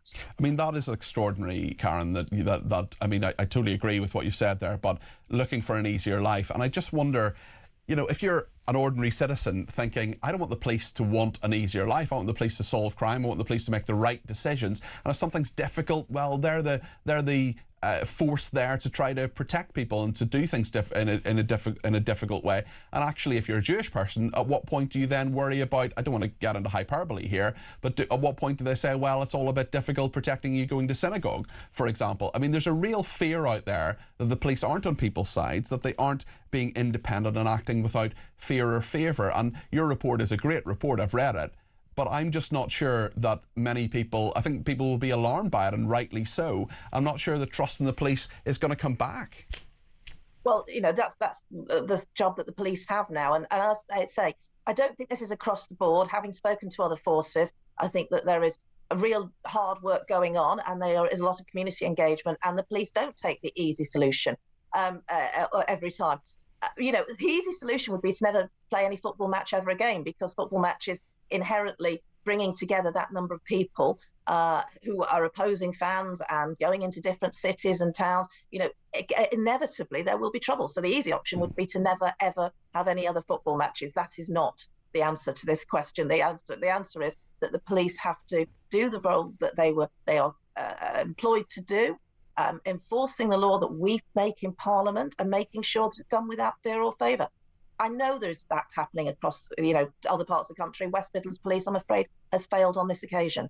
Just what you were saying there, just finally, Karen, before you go, you were talking there about the Metropolitan Police and speaking to them previously. Are you satisfied that they're policing the pro-Palestinian marches that bring London to a standstill, central London, every couple of weeks? Are you satisfied that those are being properly policed without fear or favour, and that people who are supporting terrorist organisations are being lifted? So, as I say, the police can only enforce the laws that we set out, that we pass in Parliament. I think that they do a good job in most cases, but there will always be decisions that are taken which, on the face of it, we would question and wonder why they've done that. Now, it's not the job of us as a committee to look at the police are operationally independent, and they absolutely should be. It should not have political interference in decisions the police take, because that is a very difficult road to go down, and it starts to mean that there really wouldn't be trust in the police if people thought that politics was involved. But I do urge them to make sure they do enforce the law properly and fairly, and make sure that it is properly observed.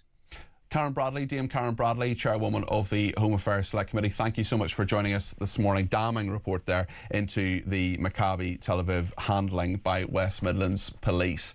We heard from Karen Bradley there a few minutes ago. We also heard from the Education Secretary, Bridget Phillipson, and Mary's been in touch about that, saying even Phillipson herself sounds unconvinced by her own policies. She's just mouthing meaningless lines prepared for her by an army of officials. Like most Labour ministers, she stands for nothing. It sounds as if you'd ask for AI to provide you with a generic Labour minister. So unimpressed there. Lots more people getting in touch about so many different issues, including SEND as well, special education needs and disabilities. One person says, why are children with special educational needs and disabilities put into mainstream schools? It's hugely expensive, often with one-to-one teaching support. It's just not fair on pupils without special educational needs or disabilities who do not get the additional support and who can be disrupted by delays in pupils' progress, poor behaviour, language barriers of con artists out there. Very interesting from Chris in Epsom. I can describe the last 3 days in 3 words: deflection, deflection, deflection. I don't particularly like what has been going on, but let's be fair about Andrew Mountbatten Windsor. He has been used to keep others out of the news cycle. Well, that's why I wanted to ask about Mandelson, certainly. Also, Leslie says Phillipson says there is a vision for a 10-year plan. She hasn't got the vision and won't be around to deliver her plan. Jackie says, why are UK politicians frequently asking for troops on the ground in Ukraine? It's absolutely reckless when they are not part of the peace process. So why are they trying to derail the peace process? Let Johnson go first, says Jackie. Lots of different opinions, lots of different issues. Whatever your thoughts on what Dame Karen Bradley said there, and indeed Bridget Phillipson, well, you let me know what you think. 0344 499 1000. We'll take some of your calls next.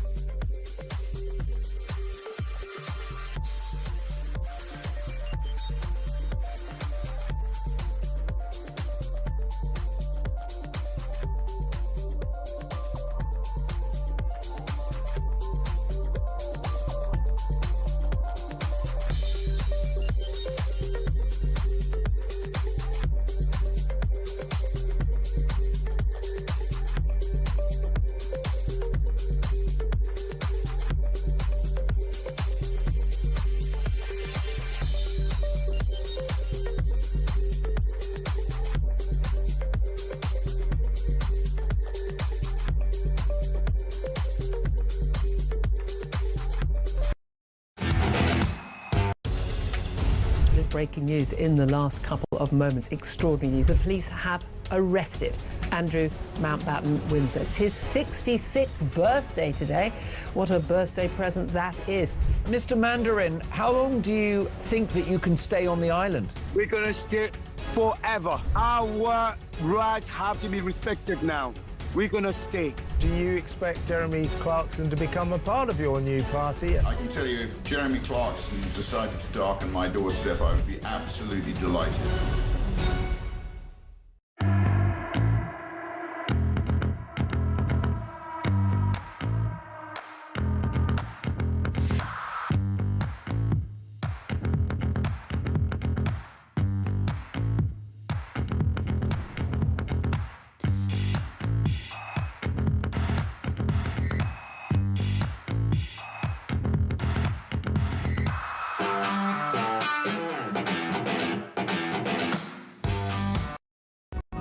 across the UK. On DAB+, on YouTube, on your mobile, and on your side. This is Talk. Well, quite a lot of reaction to Nigel Farage being in the Maldives, very close to the Chagos, or reasonably close, I suppose, to the Chagos Islands. He's done a little video about this. Let's see a little bit of this. I'm here in the Maldives. It's Saturday, and 200 miles over there is Île-de-Quoi, British territory that has now been settled by British citizens, and yet the British government is doing everything it can to get those people off the island. You can see over here, in the distance, that's the boat. It's come back to the Maldives. It's going to be going back with, and frankly, you know, medical kit, humanitarian aid, food, etc. And we're doing that because it's the right thing to do. The British government are applying pressure on the President and the government of the Maldives to do everything within their power to stop me getting on that boat and going to the Chagos Islands. Now, if I was an ISIS fighter crossing the channel to Dover, they wouldn't give a damn. No, they put me in a hotel, they give me 3 meals a day. But here I am, a member of Parliament, leader of a political party that's topping the polls. The British government, the High Commissioner here, they're doing everything they can. They've got search parties out trying to find me, and they do not want me to leave this place. Quite why Starmer has this obsession with getting rid of the Chagos Islands, I don't know. That is Nigel Farage there talking about the Chagos Islands. Well, Mark in Lincolnshire has given me a ring about this, 0344 499 1000. Stay with us. Sorry. Gosh, sorry, I was just saying, went automatically into a break there. Apologies. No, Mark in Lincolnshire is with me. He's given me a ring on 0344 499 1000. Mark, you're very welcome to the programme. What would you like to say? Morning, Peter. I think you're missing that Diet Coke, mate. Maybe. Well, I have been asking for a cup of tea for a little while, so hopefully one of those will turn up. You never know. How are you this morning? You okay? Yeah, not so bad. What do you make of Nigel in Chagos? Well, I want to talk a bit more about other things as well. He's over there. It's just purely performative. It's classic Nigel Farage. Listen, he's got our attention. You know, he's an opposition politician, and he knows that this will be something that a lot of people care about. And using the media is part of being an opposition politician. But this is what he does with everything, though, isn't it? It's all showmanship. I genuinely, I don't know exactly how much the guy actually really cares about the Chagosians. You don't think he cares? Why would you fly to the Maldives to be close to the Chagos Islands if you didn't care about the Chagosian people, Mark? I think he cares more about what it looks like for Keir Starmer than he does about what's going on in the Chagos Islands. I think, yes, he may well have a position about, you know, the strategic importance of Chagos, which is a perfectly, you know, logical position to have. It's a bit of a no-brainer, really, isn't it? You know, but you've already got Chagosians on the actual islands themselves. I think they're doing quite a good job at highlighting their plight. Anybody with a fair right-thinking mind already knows that this deal's a bit iffy and a bit suspect. They also know that, you know, the Chagosians themselves are getting a bum deal, especially from a left-wing government that always bangs on about the rights of indigenous people and all the rest of it, which, by the way, they don't like to give their own people. You know, but for some reason the Chagosians don't seem to get those rights that they like to give to everybody else. But, you know, then again, you know, you can go into an entire diatribe about, you know, a government working against its own people and doing everything in favour of everybody other than the British people. And many people certainly many people certainly feel that way. Mark, listen, thank you for your call there. Vernon in Staffordshire has given me a shout about the police. Vernon, what would you like to say? You're very welcome to the programme. Well. What everybody knew living in Birmingham has come true. Yes. The police do not police by law enforcement. They police. It's meant to be impartial, it's meant to be independent, meant to be without fear or favour. Instead, they, as Karen Bradley basically said, wanted an easy life. Scandalous. They lied, Peter. Yes, they did. Yes, they did. I hope my football club takes them to task. I hope the club sues them for millions, because the publicity for my football club was horrific. And let's not beat about the bush. This was all about the violent local community, which we're not allowed to talk about, Peter. Well, we are talking about it. Well, I'm happy to talk about it, and I'm happy to say that the threat came from the local community. It came from Islamists in the local community. It did not come from not all Maccabi Tel Aviv fans are nice people. Some of them aren't. Some of them are hooligans. Some of them are horrible people. Well, exactly. Not all football fans. And we have Millwall not a million miles away from us here. I saw loads of fans there yesterday. Most of them just behaving themselves, but they were loud and they were, they were perfectly reasonably well behaved. But there's a high police presence because there have been some problems with lots of different clubs previously. There are some hooligans at Maccabi Tel Aviv, but the threat in that instance, as you know and I know, Vernon, came from the local Islamists, and the police did nothing about that. When are we going to address this? When are we going to address two-tier policing? All that's been addressed is a 50-plus man has been retired off with a huge pension at cost to me, the taxpayer. When are we going to address the problem of the religion of the peace? This peaceful religion that we know doesn't exist, Peter. And the fact is, Vernon, I'm sick of it. Well, I'm sick of it.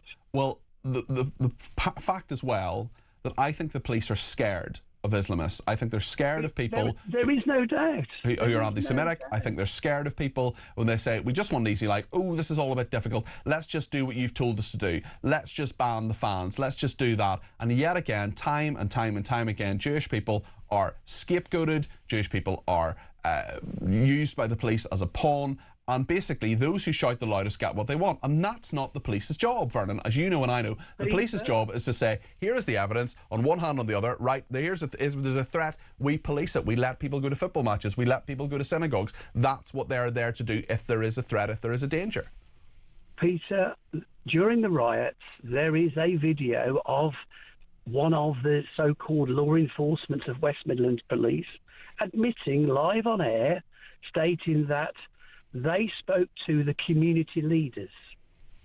Well, what's all that about? Yeah. They spoke about policing requirements with the community leaders. Personally, everybody in senior positions of West Midlands Police should be sacked.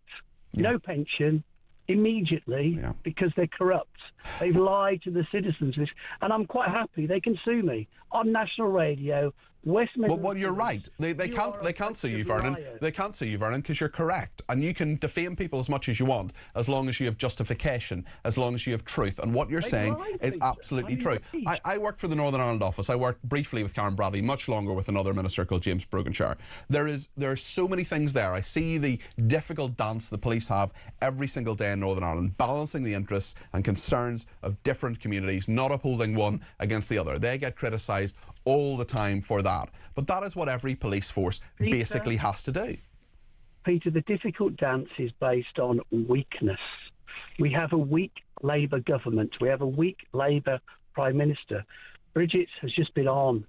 She is the most dangerous politician of all because she doesn't tell the truth. I've got the most... How did she not tell the truth? What did she not say that was truthful? Because all that she's trying to do, Peter, is that... Take, for example, my son. He's 11 years of age. He's like super, super, super clever. Now, what's going to happen is that she's going to bring specialist education into mainstream education to save money. We can all see this. So my son's education is going to go down the toilet because we've got to be good to those that need specialist education. No, we don't.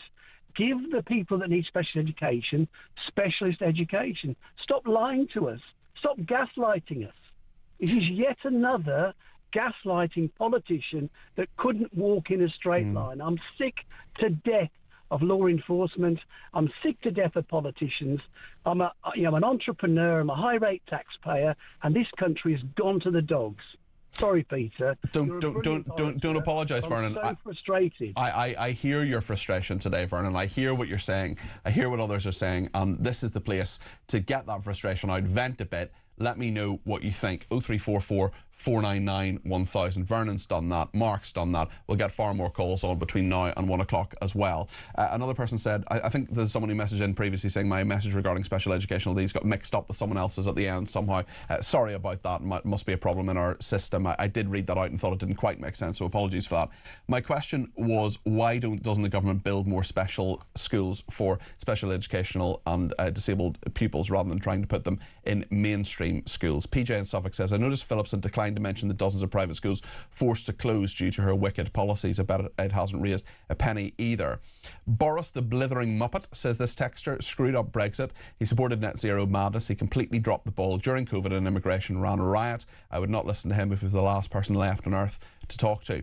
Nick says, please ask the Education Secretary how many children have been displaced from private education into overburdened state schools and how many extra teachers have been recruited to cover the extra burden from the savings. I suggest the figures don't add up, as this was a policy based purely on ideological politics of envy. And also another person says, people who couldn't afford private school fees when they went up, so my kids had to come out of school because there were no places in the state schools all around my area. The council obligated to educate my kids, so they now pay the difference back at their old school. This is absolute madness. And Joanna in Salisbury says, I've never understood France. It is in their interest to stop the boats because it stops the draw for migrants all turning up in France. The only other reason is if France wants to destroy the UK, or the UK's resolve to stay out of the EU. Lots more coming up. We'll get to talk to Rear Admiral Dr. Chris Parry, former NATO commander, and he is a reform candidate as well for an election that is now going to happen, about Chagos in just a second. Stay with us.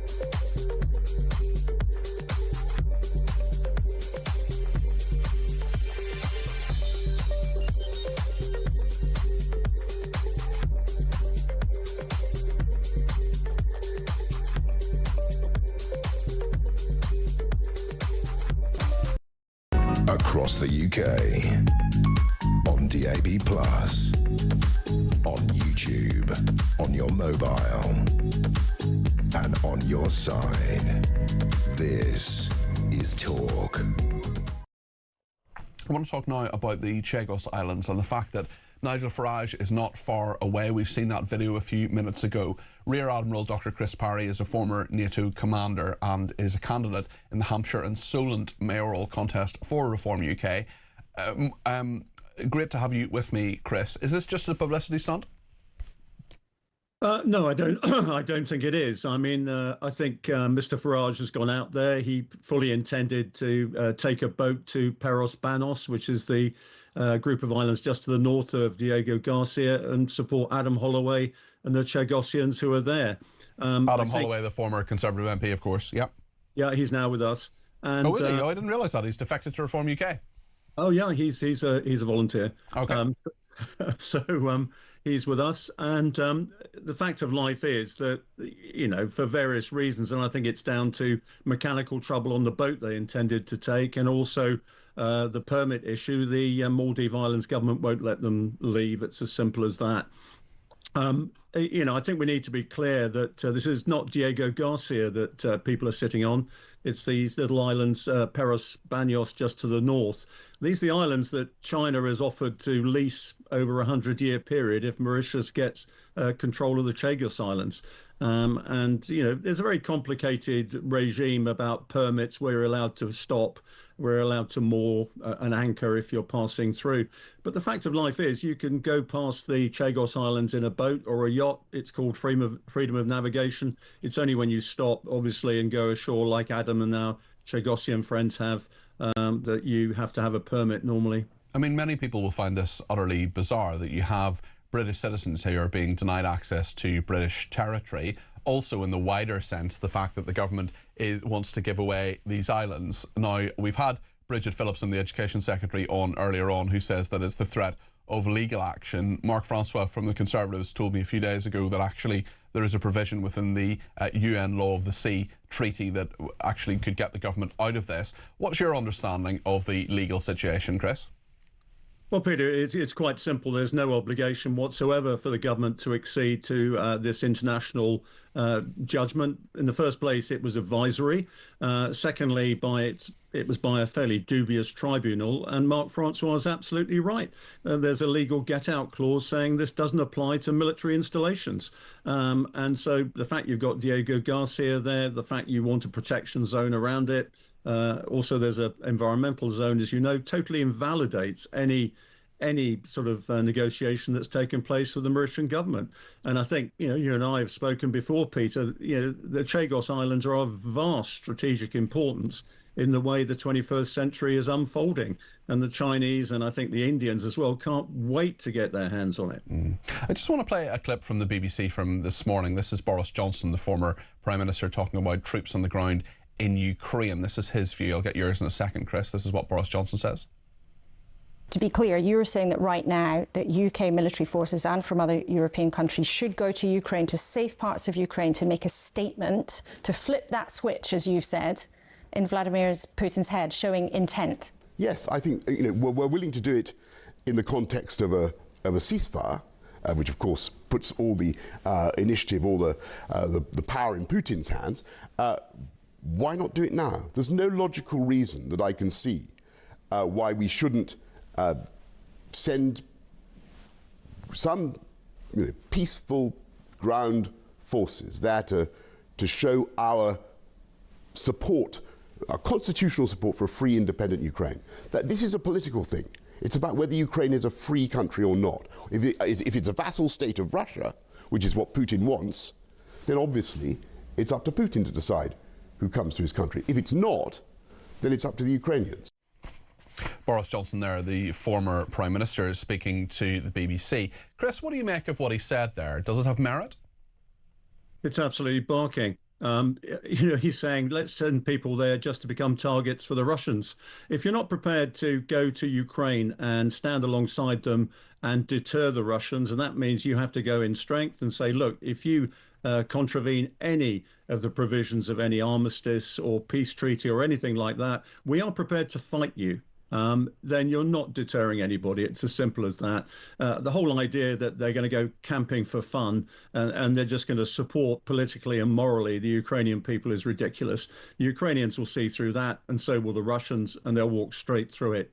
You simply become targets. I've seen in Iraq myself and also in Afghanistan, if you're just on the ground doing nothing in particular, then you are going to be part of the problem, to tell you the truth. The best peacekeepers in Ukraine are the Ukrainians themselves. We need to arm them to the teeth, and we need to provide external cover in the form of air power, missiles, things like that, to say to the Russians, if you step across the line, you're going to die. It's as simple as that. But sending troops, absolutely ridiculous. I don't think we've got a brigade that can actually deploy in strength to do what Boris Johnson thinks that we're talking about.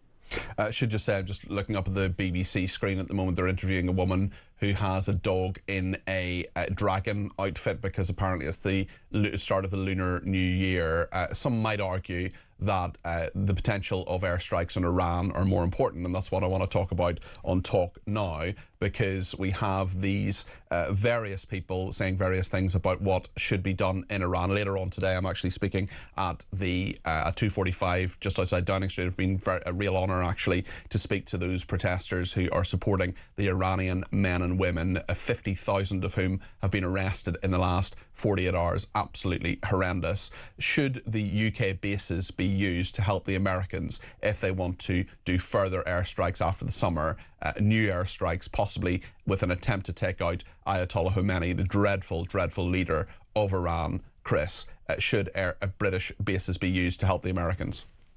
Yes, of course. We've done it in the past against vile regimes like this. And I've been saying this morning, actually, on the way back from church, if this were Obama asking to use our bases, I'm sure that we would be saying yes with this current UK Labour regime. I think there's an aversion to Trump and what he's trying to do in the world at the moment. It's a vile regime in Iran. We don't know half the horrors that have been going on in the last month.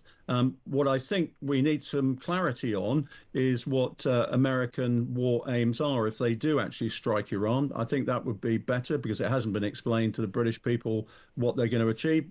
We also haven't explained what British direct involvement may be in terms of providing air defense or indeed tanking support to American forces. The fact of life is, if we give the Americans any whiff of the fact that we're unreliable and weak, they will actually factor that into future decisions about the way they cooperate with the United Kingdom and the way they defend us in future.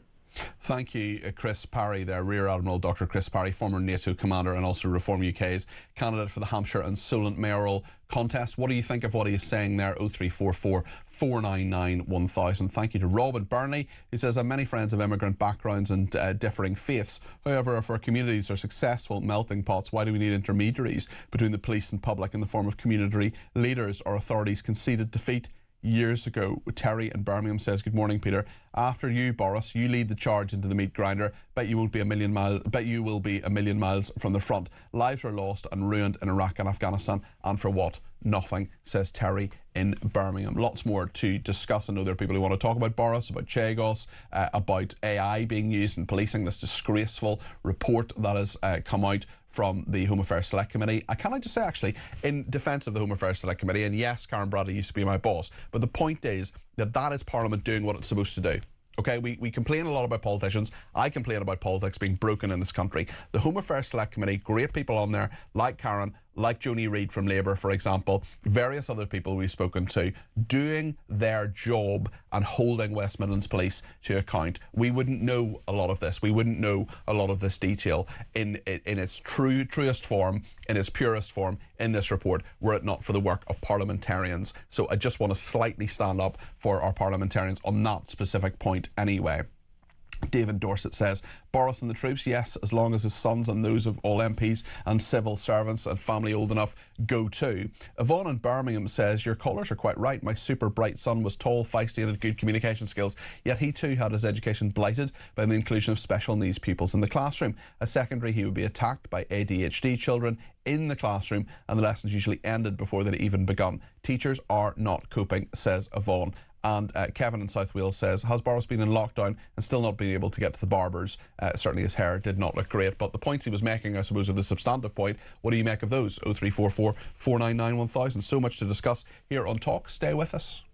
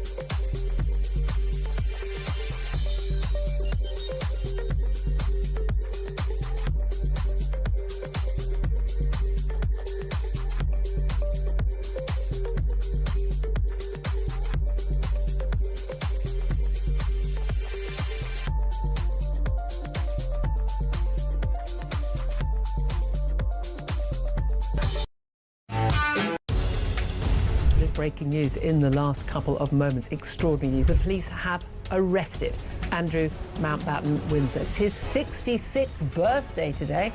What a birthday present that is. Mr. Mandarin, how long do you think that you can stay on the island? We're going to stay forever. Our rights have to be respected now.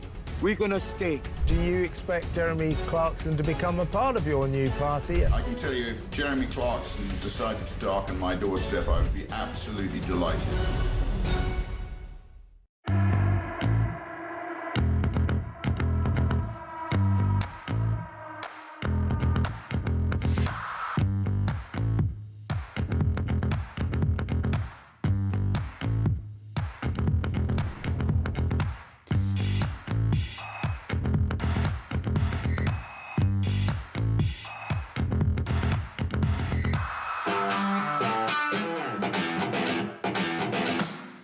Across the UK, on DAB+, on YouTube, on your mobile, and on your side. This is Talk. Well, thank you to everybody who has been in touch. There's lots to talk about this morning. We've heard from Boris Johnson, we've heard from the Education Secretary, we've heard from the chairwoman of the Home Affairs Select Committee as well. And Robert Jenrick actually has been talking about Andrew as well. He's been talking to Sky News about that. So let's just have a quick look at what Robert Jenrick, who's the Treasury spokesman for the for Reform UK, has been saying about Andrew Mountbatten Windsor. Andrew is the 8th in line to the throne, so there's no chance of him becoming our monarch. And so Parliament really should be focused on things that are more important to the public, whether that's the economy, crime, the health service, immigration. But if the bill does come before Parliament, then we'll support it. My main feeling today, emotion, is sadness, really, for the King and the royal family, because they've been let down so badly, as of course have the victims of Jeffrey Epstein. Some people want to talk about that. Some people want to talk about Marley Morris. Some people want to talk about the King and Chagos, one in, one out, Macron, police and AI. There are loads of voice notes coming into the building, and we'll get to your calls too. Let's go on a voice note-a-thon. Let's hear what Lynn has to say about the Chagos Islands. Why don't we use the Chagos Islands as our overseas detention area? It appears to be empty except for an airbase. You could put quite a few in there, and you could also employ the Chagosians to protect the area. Anyway, all the best. I think that's a good idea. The Chagosians, of course, so many of them are in Mauritius, and a lot of those islands are uninhabited. But if we have them, if the place is, if it's there, well, why not use them? Damon's been in touch about the King's view on Chagos. Morning, Peter. Damon from Wigan. Why is the King or the 1922 committee not getting to the bottom of the speed of all this getting rid of the Chagos Islands? What is Sturmer hiding, and what is the reason behind getting rid of the Chagos Islands? But you're not telling me that there's not somebody somewhere who can hold Sturmer to account to find out why he's obsessed with getting rid of our British sovereignty. Thank you, Peter. Thanks, Damon. I don't know if you saw that interview I did with Mark Francois the other day. I'm pretty sure it's on YouTube, and it was really, really interesting because he and a number of researchers and different people involved with this have got to the bottom of what has gone on, and also how it could be prevented, because there is a provision within it. It's a complicated thing, but it's in the UN Convention on the Law of the Sea, UNCLOS, as it's known, which means that we actually don't need to give up the Chagos Islands, don't need to give up one of them, Diego Garcia. It was a fascinating interview. There's also a little 4-minute video online, which I will tweet out in the news if I remember correctly.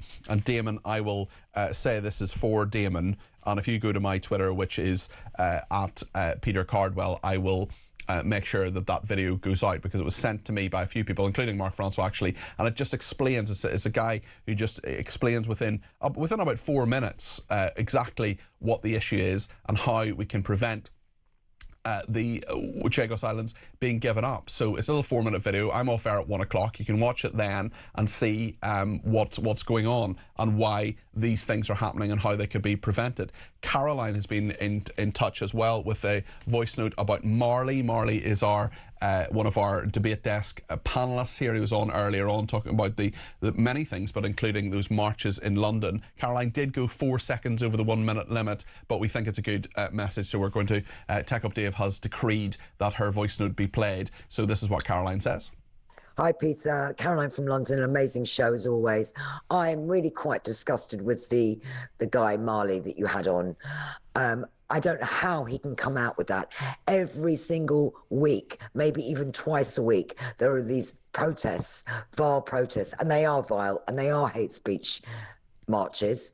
And not only that, shops, Jewish shops are being vandalised right across the country, and it's just become the norm narrative. And it's absolutely outrageous what he said. I'm absolutely shocked and disgusted. This is just, when is this all going to stop? It's over 2 years. When is this going to stop? Every week. And shops and businesses are losing money with these demonstrations.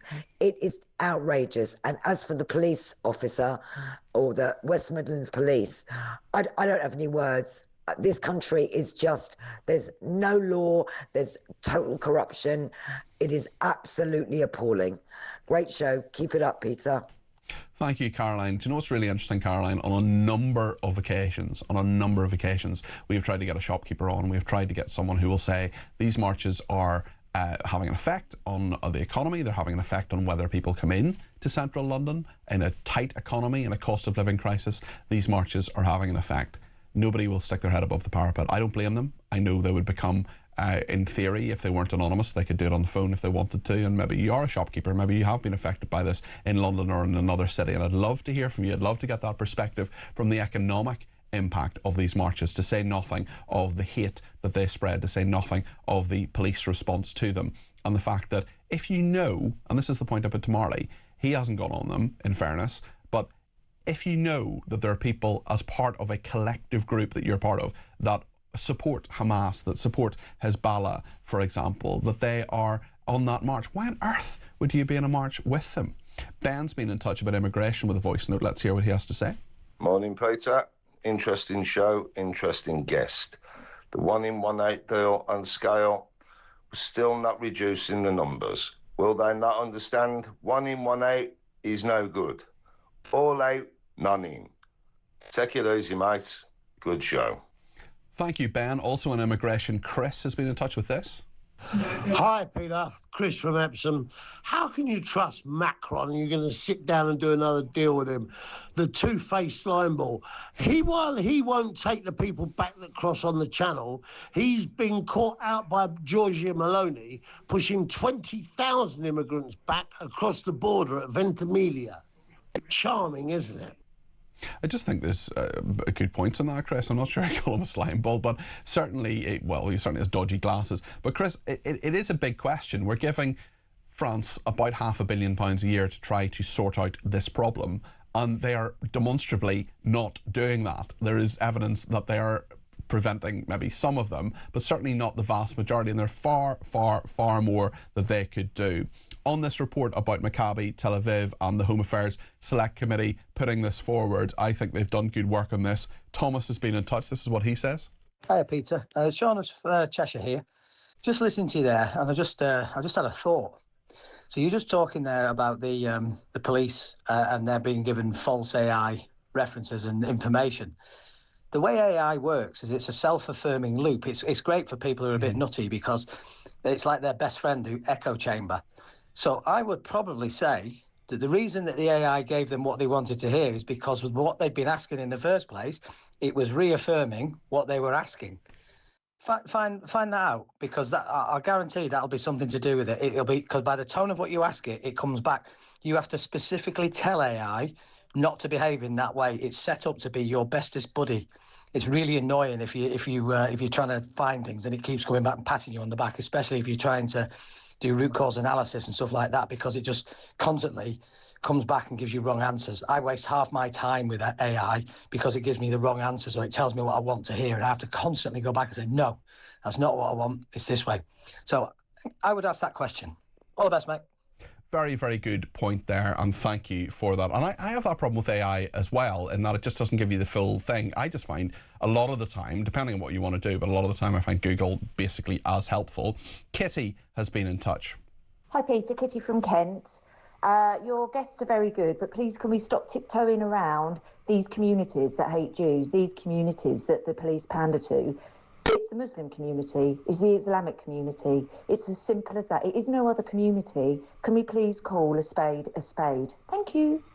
Thank you, Kitty. We're actually going to do a debate, hopefully next week, on what is going on and how you get the people who are not necessarily the ones who are carrying out Islamist attacks on the lessons from Northern Ireland on all of that. We're going to hopefully speak about that next week, actually. Thank you to Brian. He says, good morning, Peter. With regards to us not letting the USA use our bases, two things strike me there. Why should we help the Americans when they are being quite aggressive as regards to tariffs and other things? If not, why don't we use that as a lever to say to Trump, yes, you can use our bases, but here's the cost, take the tariffs away. Just a thought. I totally agree. This horrid regime in Iran needs to be got rid of one way or the other, from Brian. Very interesting thought there. And Damon, I promise you I'm going to tweet this out. This is from Robert Midgley about the FCDO admitting a crucial detail that destroys the government's basis of the Chagos Island deal. It's a 4-minute video. It describes the whole thing. I'm going to tweet it out during the break. Please wait until 1 o'clock to watch it, because I want you to stay with me. There's so much more to talk about on the Chagos deal, on Iran, on Andrew, and of course on what the Home Affairs Select Committee has been saying about Maccabi Tel Aviv. There's lots to discuss. 0344 499 1000 is the way to get in touch. Stay with us.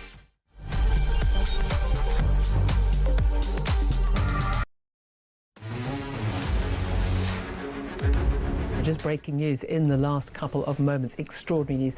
Not just that the police have arrived at the Sandringham estate where Prince Andrew, as was now Andrew Mountbatten Windsor, is currently living since being thrown out of the Windsor estate. The police have arrested Andrew Mountbatten Windsor. It's an extraordinary revelation and development on this story involving the Epstein files and all the allegations that have been swirling around about Andrew over the many years, from Virginia Giuffre, now sadly deceased, and since then, and certainly what's been contained in the Epstein files as released in the last few weeks. But the police have arrived at Sandringham estate this morning, where Andrew has made his new home. It's his 66th birthday today. What a birthday present that is. He has been arrested by the police. Of course, the brother of the current king, the second son of our late Queen Elizabeth. This is an extraordinary development. Those of us who've been talking an awful lot about establishment cover-ups and lack of, should we say, interest by the police in what are very, very serious allegations against Andrew. Perhaps pleased that that pressure has finally been put on the police, and they have done the job of actually looking into these issues seriously. Must bear in mind, of course, that the Prince has not been charged with any crime at this point, and he has always denied any wrongdoing in relation to any of the allegations about him. We'll give you more on that. We'll talk to you about that throughout the show, but I'm just being told that the arrest has been on suspicion of misconduct in public office. This, of course, relates to those Epstein file allegations and the documents that, if they are true, would suggest that he had, it is alleged, passed on basically what was confidential government information when he was the UK trade envoy for this country for 10 years to Jeffrey Epstein for Jeffrey Epstein's financial gain.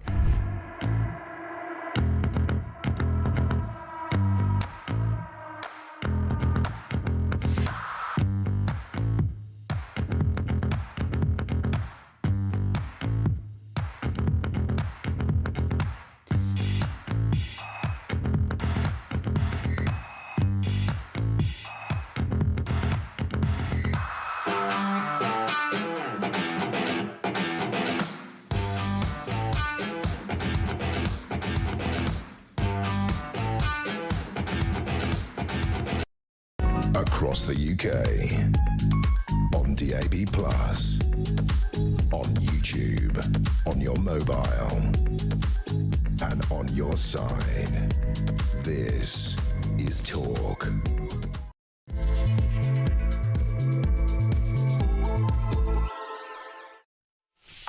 Well, a very good afternoon. This is Talk. I'm Peter Cardwell with you right through until 1 o'clock today. So much to discuss. We'll be talking about Britain putting troops on the ground in Ukraine right now. That is what the former Prime Minister Boris Johnson has to say. It has been called, quote-unquote, bonkers by former Rear Admiral Dr. Chris Parry. In fairness, he's a Reform candidate, but I think he was bringing his military might and views on that. We'll also talk about the possible toppling of the Iranian regime. That is something that is clearly close to my heart. In fact, I'm speaking a bit later on at a rally in London, 245 outside Downing Street, if you are on the opposite side of the street, if you want to go, if you happen to be in London.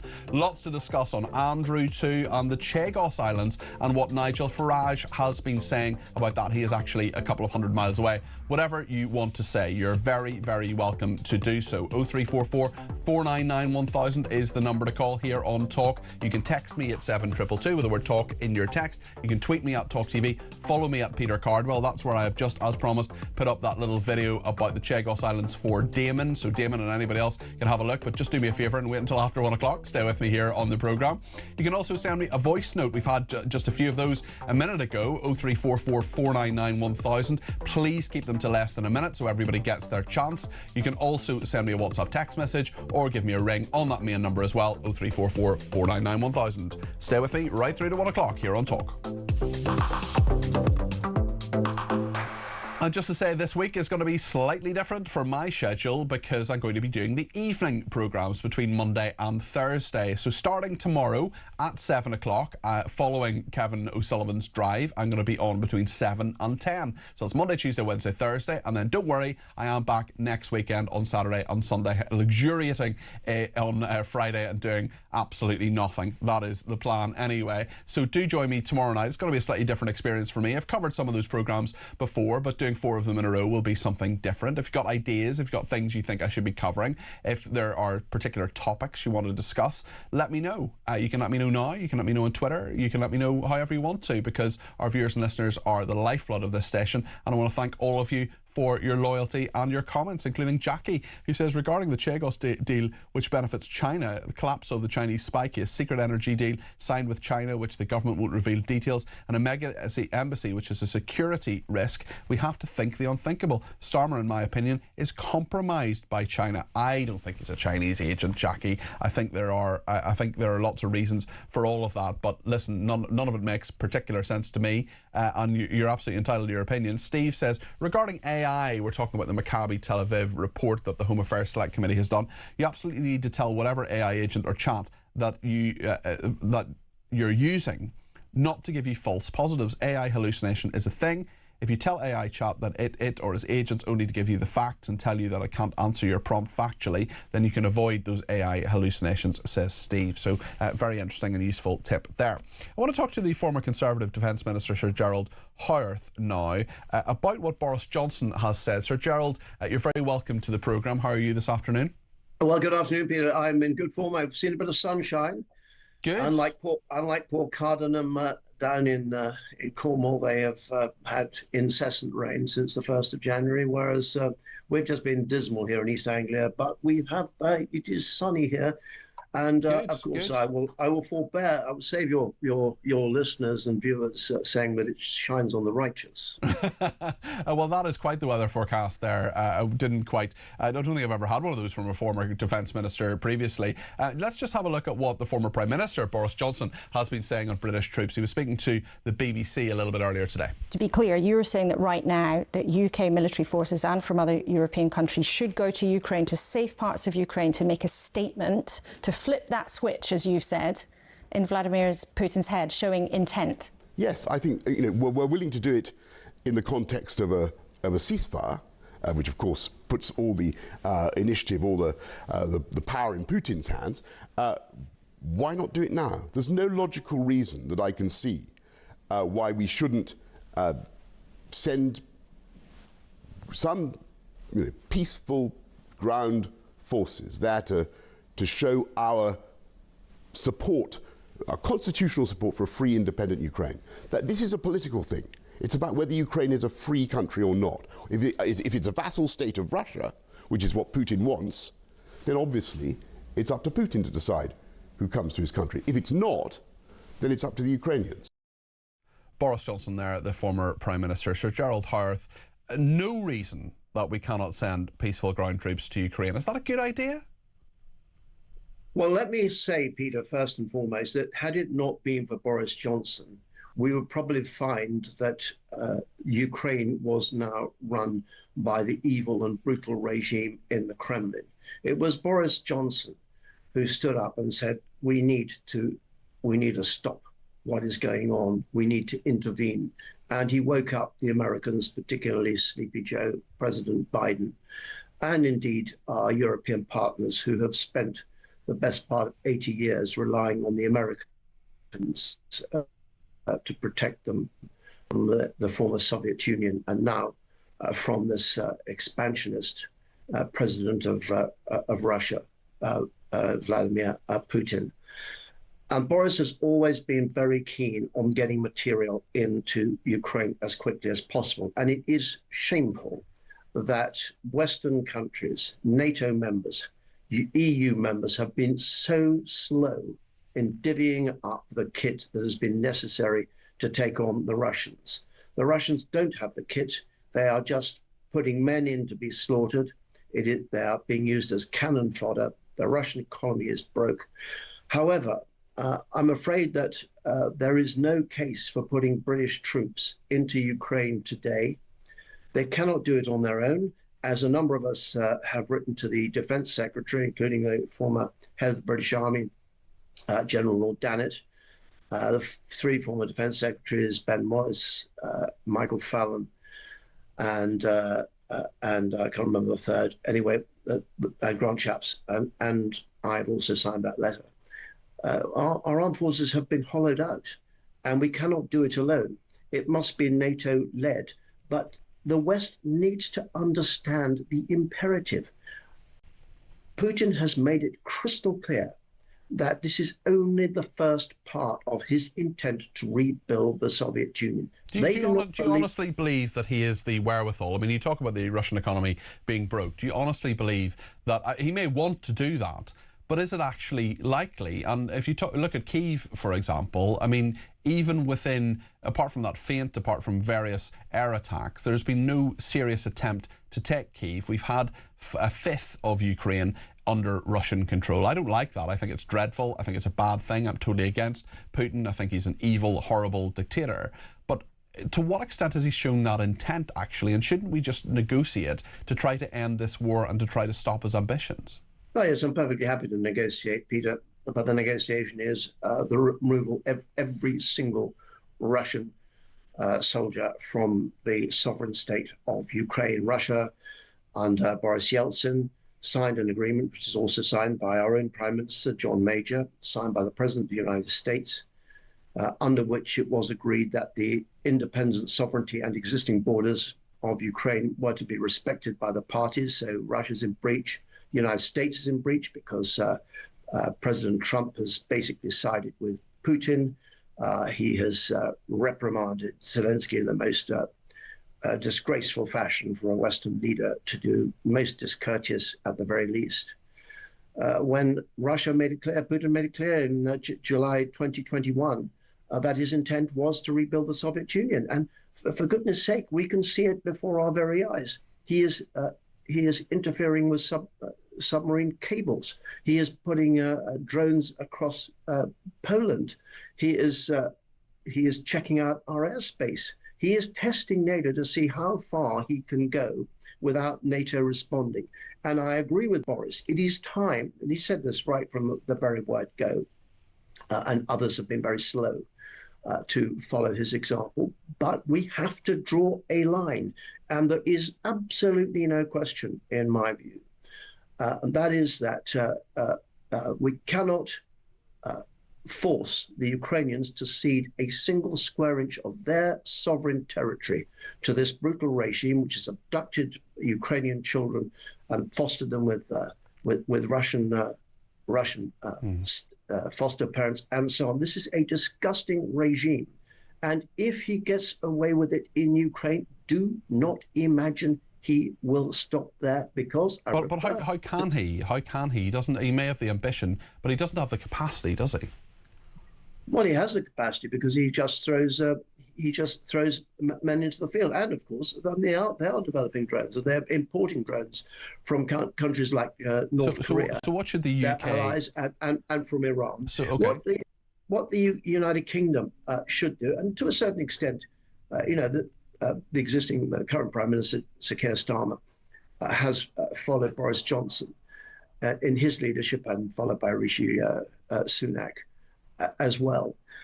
we have got to stand firm with Ukraine because, look, those who are old enough, and I'm not old enough, but those who are old enough, and there are still a few around, who remember the 1930s and what happened when the politicians appeased the tyranny of the Nazis. It cost millions of lives. We have to stand up to this man. And if we do not do it now, we were forced to stand up elsewhere. So it is not for the United Kingdom alone. It is for NATO and the European members of NATO, not the European Union. That is useless in terms of defense. When I was a minister, I was in charge of EU negotiations as a British defense minister. They're useless at defense. It has to be through the auspices, under the auspices of NATO, and the European members of NATO need to get together. They need to ramp up their expenditure. They need to ramp up their capability, and we need to take on Russia and defend Ukraine to the nth degree, because otherwise our young people are going to find themselves in a conflict with this expansionist Russia. And just let me put this to you, Peter. Just ask your listeners, is there anything that any of them wants to buy from Russia? Do you want to buy a Russian microwave? Do you want to buy a Russian car? Do you want to buy a Russian television? There is nothing Russia makes in the world. They contribute nothing. Okay. Sir Gerald, thank you. Sir Gerald Harrath there, former Conservative Defence Minister. Nigel is in London and has given me a ring on 0344 499 1000. Nigel, you're very welcome to the programme. What would you like to say on this? Thank you. Good afternoon, Peter. Well, I have to slightly disagree with your previous guest, because the 1930s was over 70 years ago. The world has changed, wars have changed, and military have changed. And what Boris Johnson is proposing is buffoonery.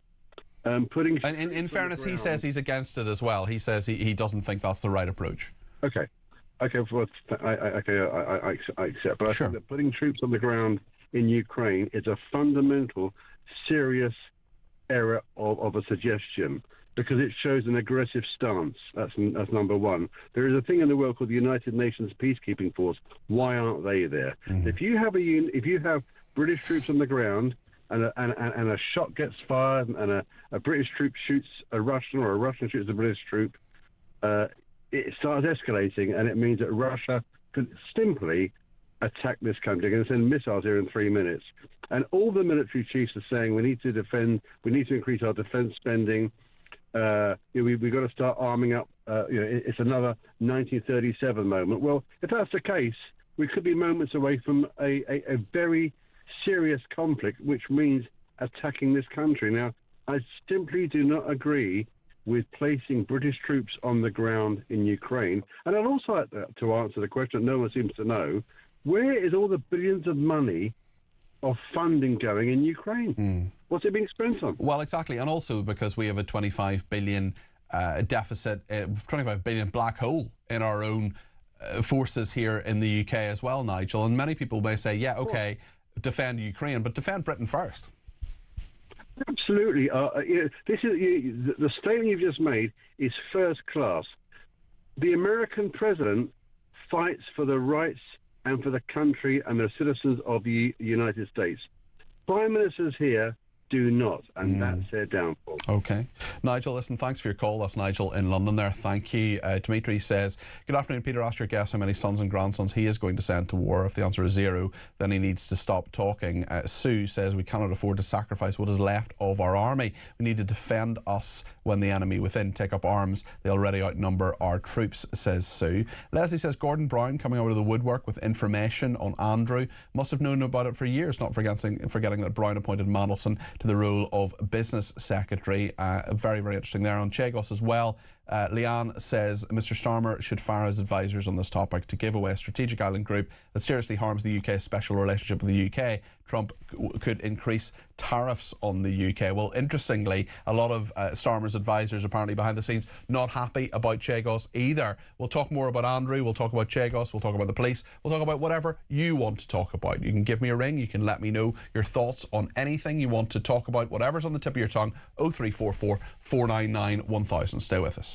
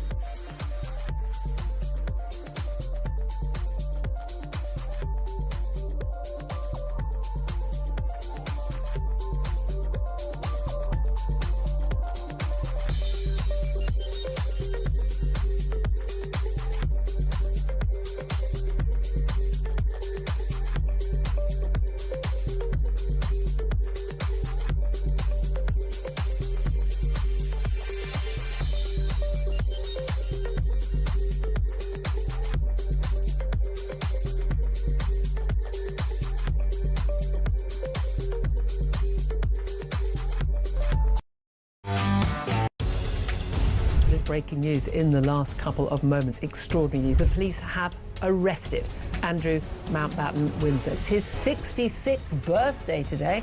What a birthday present that is. Mr. Mandarin, how long do you think that you can stay on the island? We're going to stay forever. Our rights have to be respected now.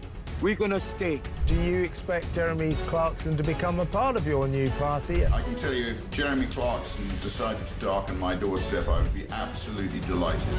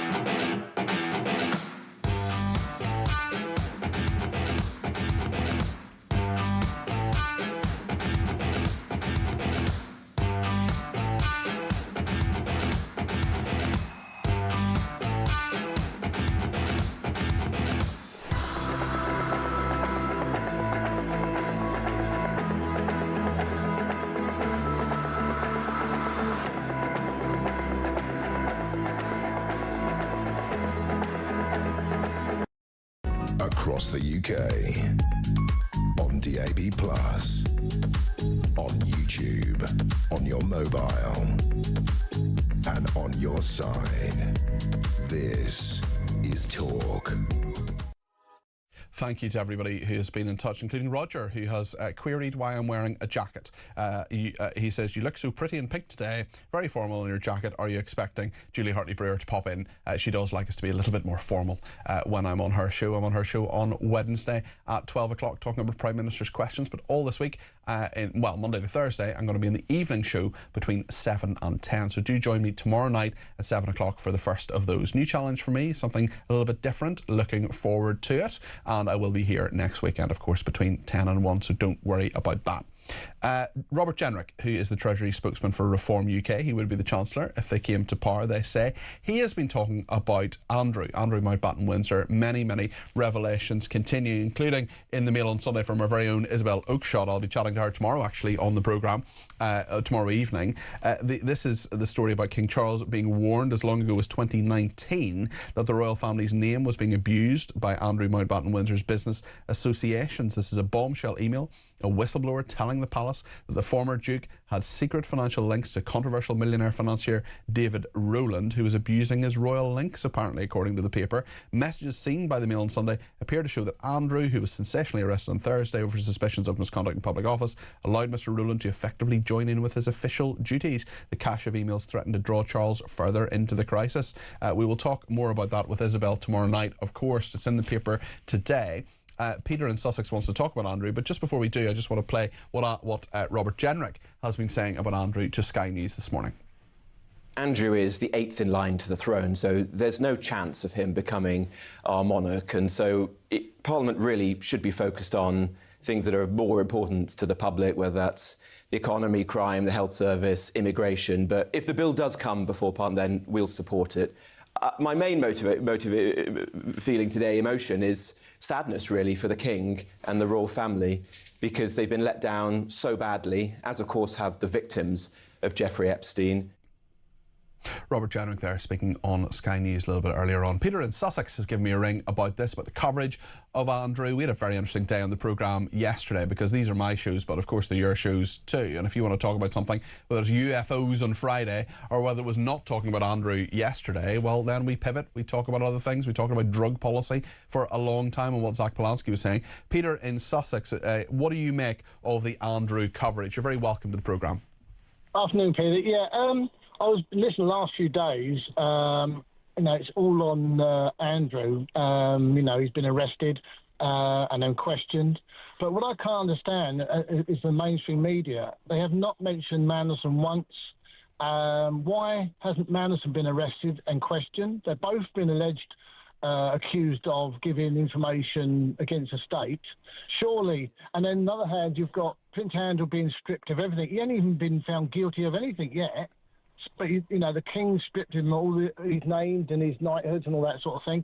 Man has still got his lordship, as far as I know. He does. He is still Lord Mandelson, who would take an act of Parliament. Well, listen. What frustrates me, Peter, is that you listen to this news all the time, and I forbid myself watching the mainstream media anymore. The only honesty and decency is Talk and GB News. Anything else is just absolutely one-sided. Well, Peter, I mean, and the Mandelson thing is something that I think I wouldn't be surprised. I don't know anything. I haven't got any amazing insight. I haven't been told anything. But I wouldn't be surprised if he is arrested fairly soon. They've certainly done those searches at his place. I was speaking to a senior government lawyer last night, actually, who was telling me that the way these things work, the reason probably, or one of the reasons Andrew would have been arrested would so they could seize all those documents. But those searches, certainly of Peter Mandelson's homes, both in London and outside London, I think Wiltshire, very, very interesting if that has happened. He hasn't been arrested yet, but this is something, just hold your horses a second, Peter. I promise I'll come back to you, but I just want to play a little clip because I spoke to the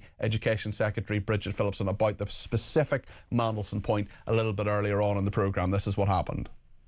A lot more came to light, and it became clear that Peter Mandelson had fundamentally misled the Prime Minister and had not been upfront about the very long-standing, continued engagement and involvement with Jeffrey Epstein that continued long beyond that which he'd previously said. So it was right that he was removed by the Prime Minister as ambassador to the US.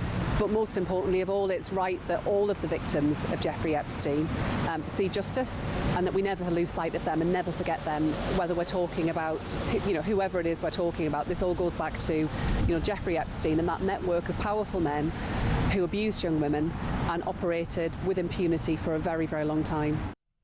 Bridget Phillipson talking about that, the Education Secretary, a little bit earlier on. Peter in Sussex still with me on the line. Yeah. What do you make of that, Peter? Well, I don't trust the words she says. I just think she's just gaslighting everybody. What gets me, and a few people have mentioned it on Twitter and Facebook and all sorts in the papers, that they believe that Starmer got Prince Andrew arrested to deflect Mandelson's problems, and he's associated with Peter, I just don't think that's true. Keir Starmer, hold on. Keir Starmer cannot tell the police to arrest people. That's not how this country works. They're operationally independent. You can nudge, nudge, wink, wink. You can do what you can if you're Prime Minister. I just don't think that's right. I just don't think the Prime Minister. I distrust the Prime Minister on many things. He is not directing the police force to arrest people. So that's not how it works.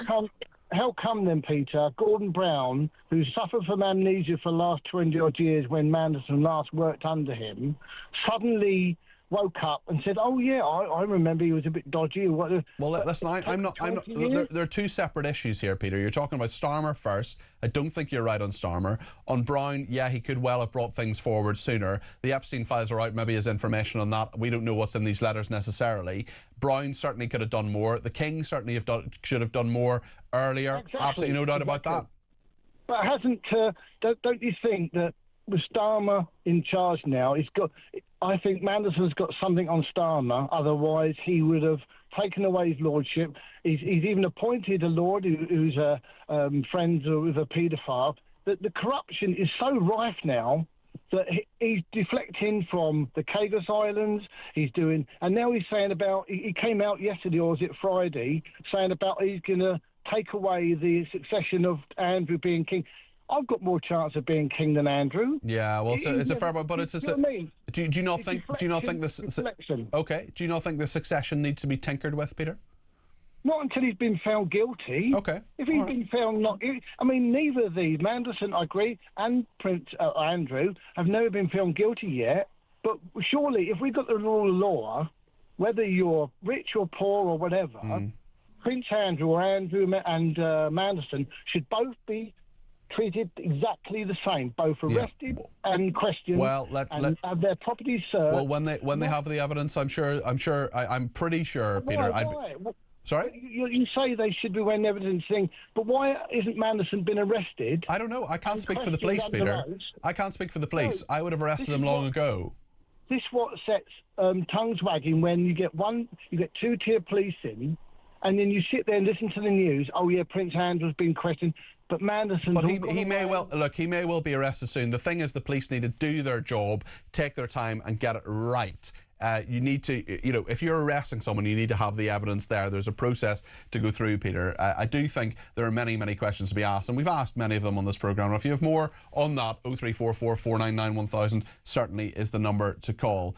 Rachel says, thank you for speaking up for the people of Iran. I'm a British woman currently on a chartered coach from Bristol with my Iranian friends heading to the demonstration outside Downing Street. Looking forward to hearing you speak at the event. Thank you, Rachel. That's really kind. Thank you, Rachel in Bristol. And you're listening to Talk on the coach on the way there. Yes, 2:45 this afternoon. I'm going to be outside Downing Street speaking up for the people of Iran, as are many, many other people. But I've been very, very kindly asked to do that by those organisers. Another person says if our boys and girls are sent to Ukraine, they will just become fodder for the Russians. Boris needs to get on a Zimmer frame and disappear it into oblivion, says this person. These politicians have no clue. Great show. We'll talk a little bit about Ukraine, but mainly about Iran actually in just a second. Ukraine, another message from Mark, who says that person you had on about Ukraine, he needs to do his history. That was Sir Gerald Harth, the former defence minister. Putin has never once said he wants to reform the USSR. What he has said is Ukraine is the red line when it comes to NATO expansion. You must know this is a Western proxy war. Well, it needs to end. Absolutely no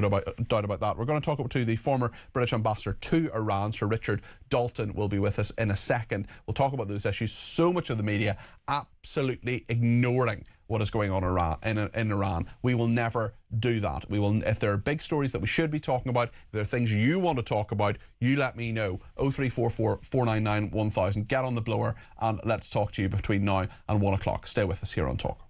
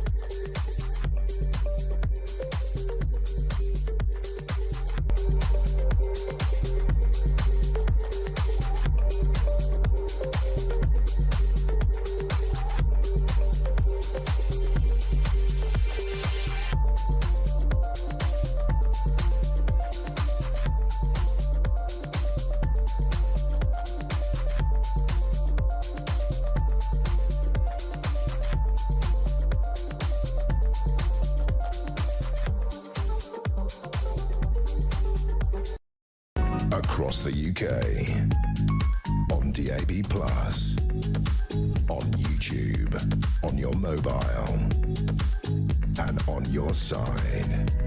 This is Talk. Well, lots to discuss in the next 27 minutes between now and 1 o'clock. If you want to get in touch, 0344 499 1000. The Education Secretary, Cabinet Minister Bridget Phillipson, was on earlier on. One of the things I asked her about was whether we should use our bases here in the UK to support Americans if they want to bomb Iran. This is what Bridget Phillipson told me.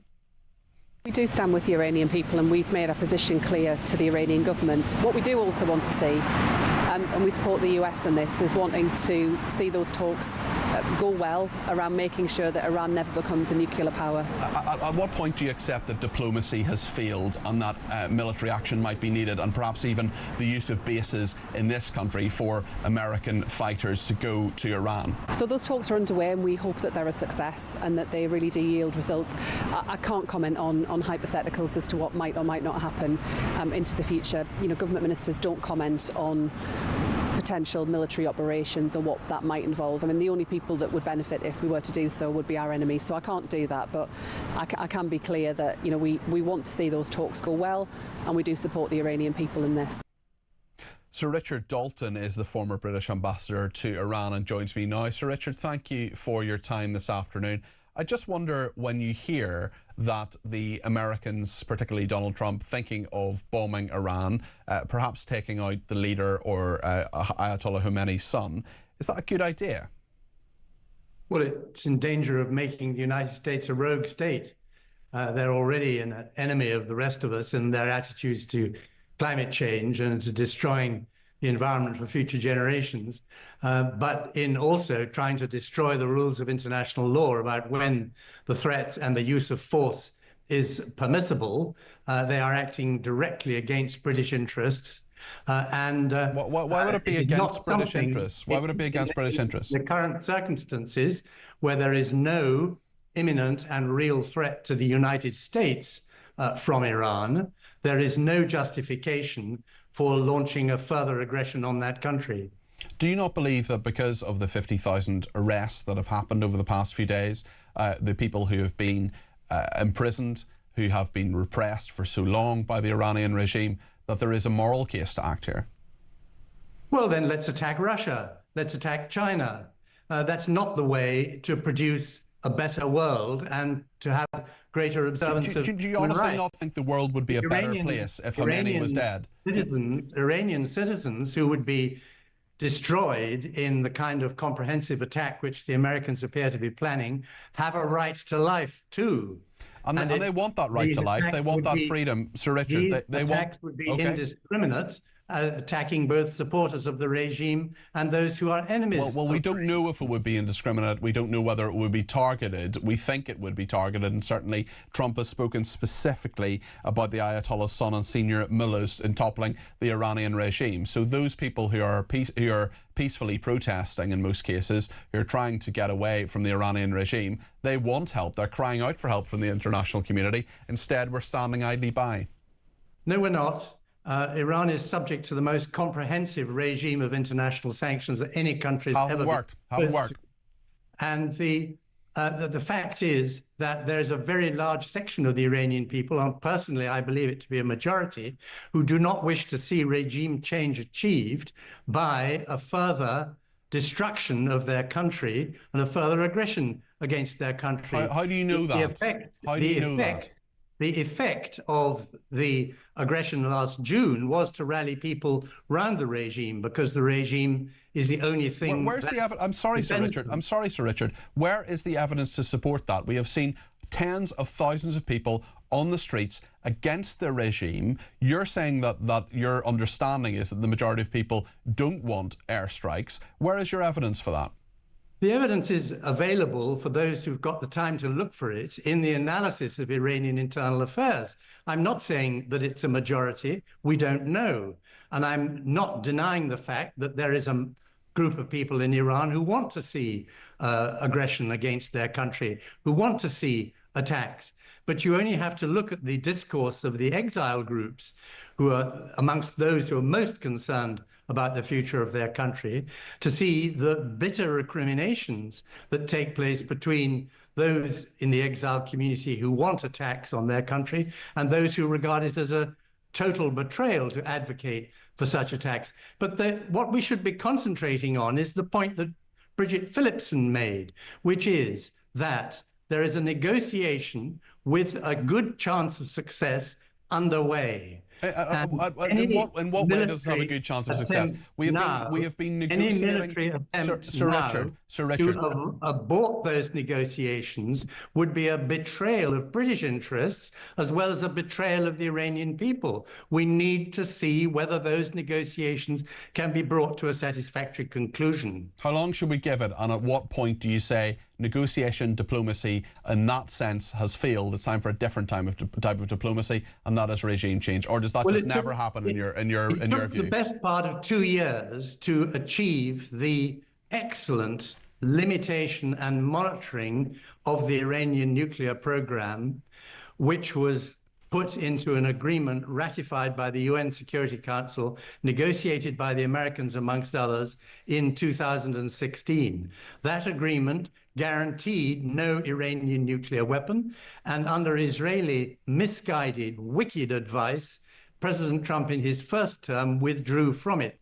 Now, from the reports we're getting from the United States, it appears that exactly the same issues that were in that agreement are now being renegotiated, namely intrusive inspections, limitations of what Iran is permitted to do, export of highly enriched material from Iran, and a plan going forward which will guarantee that the international community is sure that what the Iranians declare is their policy, which is no nuclear weapon, is actually achieved in fact.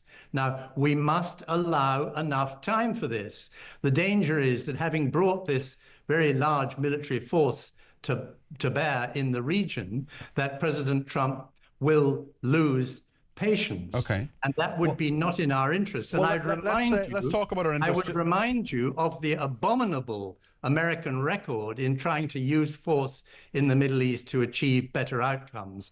Think Iraq 2003. Think their sponsorship of the Saudi invasion of Yemen. Okay. Think their sponsorship of Israel in Gaza. The United States your view, Sir Richard, is this that the Americans helping the Israelis in Gaza is abominable. Why do you say that? Because it's been support for a genocide. It's not a genocide. It's not a genocide. Well, that's your point of view. No, it's not my point of view. No, Sir Richard. I side with Sir Richard. Many international experts. They're wrong, and I'll tell you why. That it is a genocide. It's not. It's factually not a genocide, and I'll tell you why, Sir Richard. Because both the Israelis and the Gazans, Hamas, agree that around 70,000 people were killed. Hamas have given pensions to around 50,000 Hamas terrorist families. Those people can be discounted. I will shed absolutely no tears for Hamas terrorists. That leaves you with around 20,000 people. The death of 20,000 people, as agreed by Hamas with Israel, is factually not a genocide.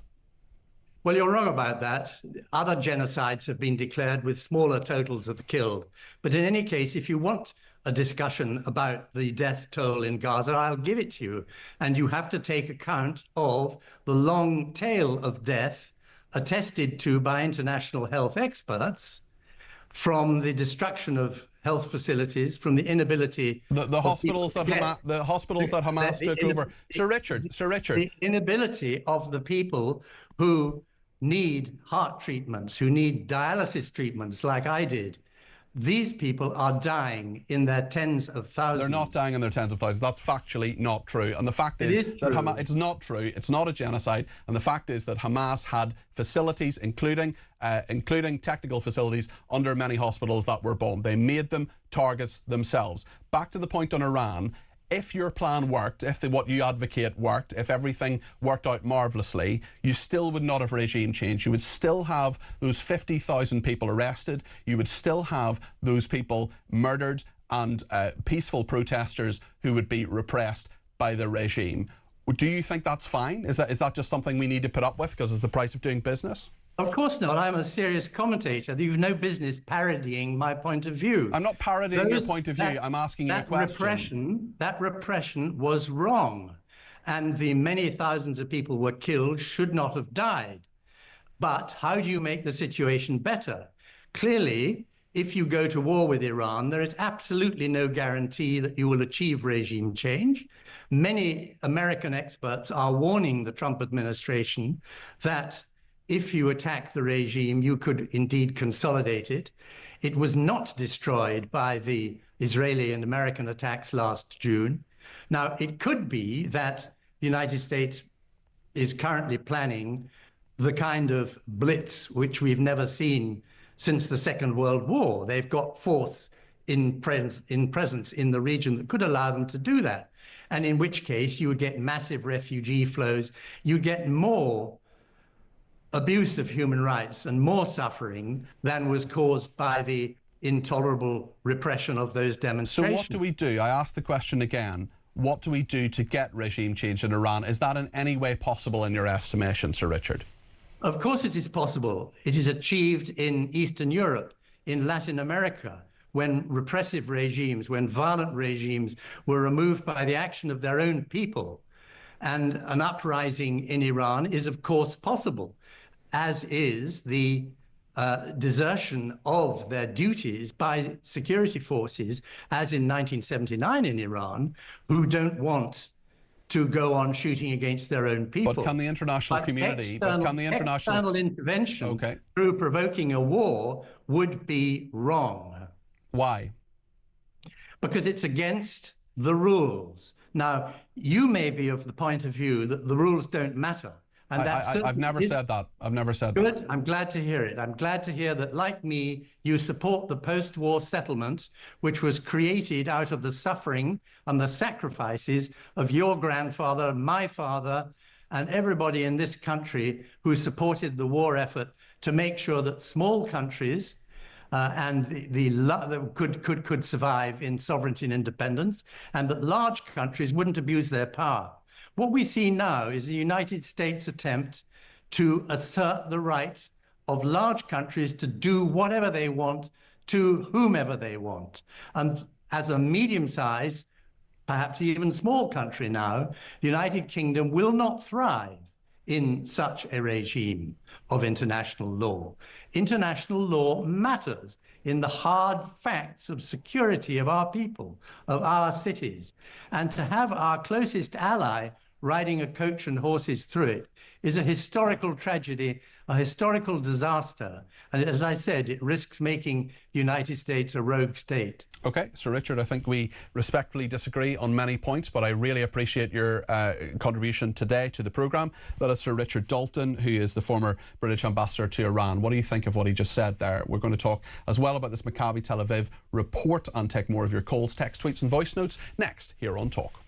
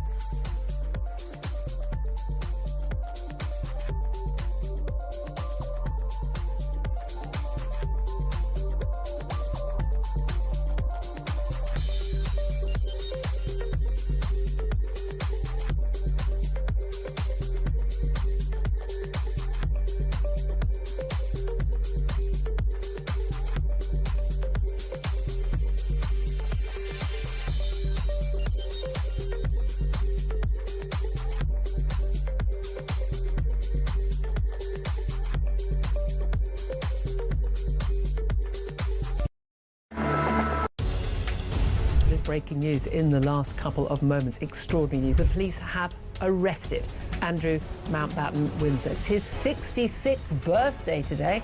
What a birthday present that is. Mr. Mandarin, how long do you think that you can stay on the island? We're going to stay forever. Our rights have to be respected now. We're going to stay. Do you expect Jeremy Clarkson to become a part of your new party? I can tell you, if Jeremy Clarkson decided to darken my doorstep, I would be absolutely delighted. Across the UK, on DAB+, on YouTube, on your mobile, and on your side.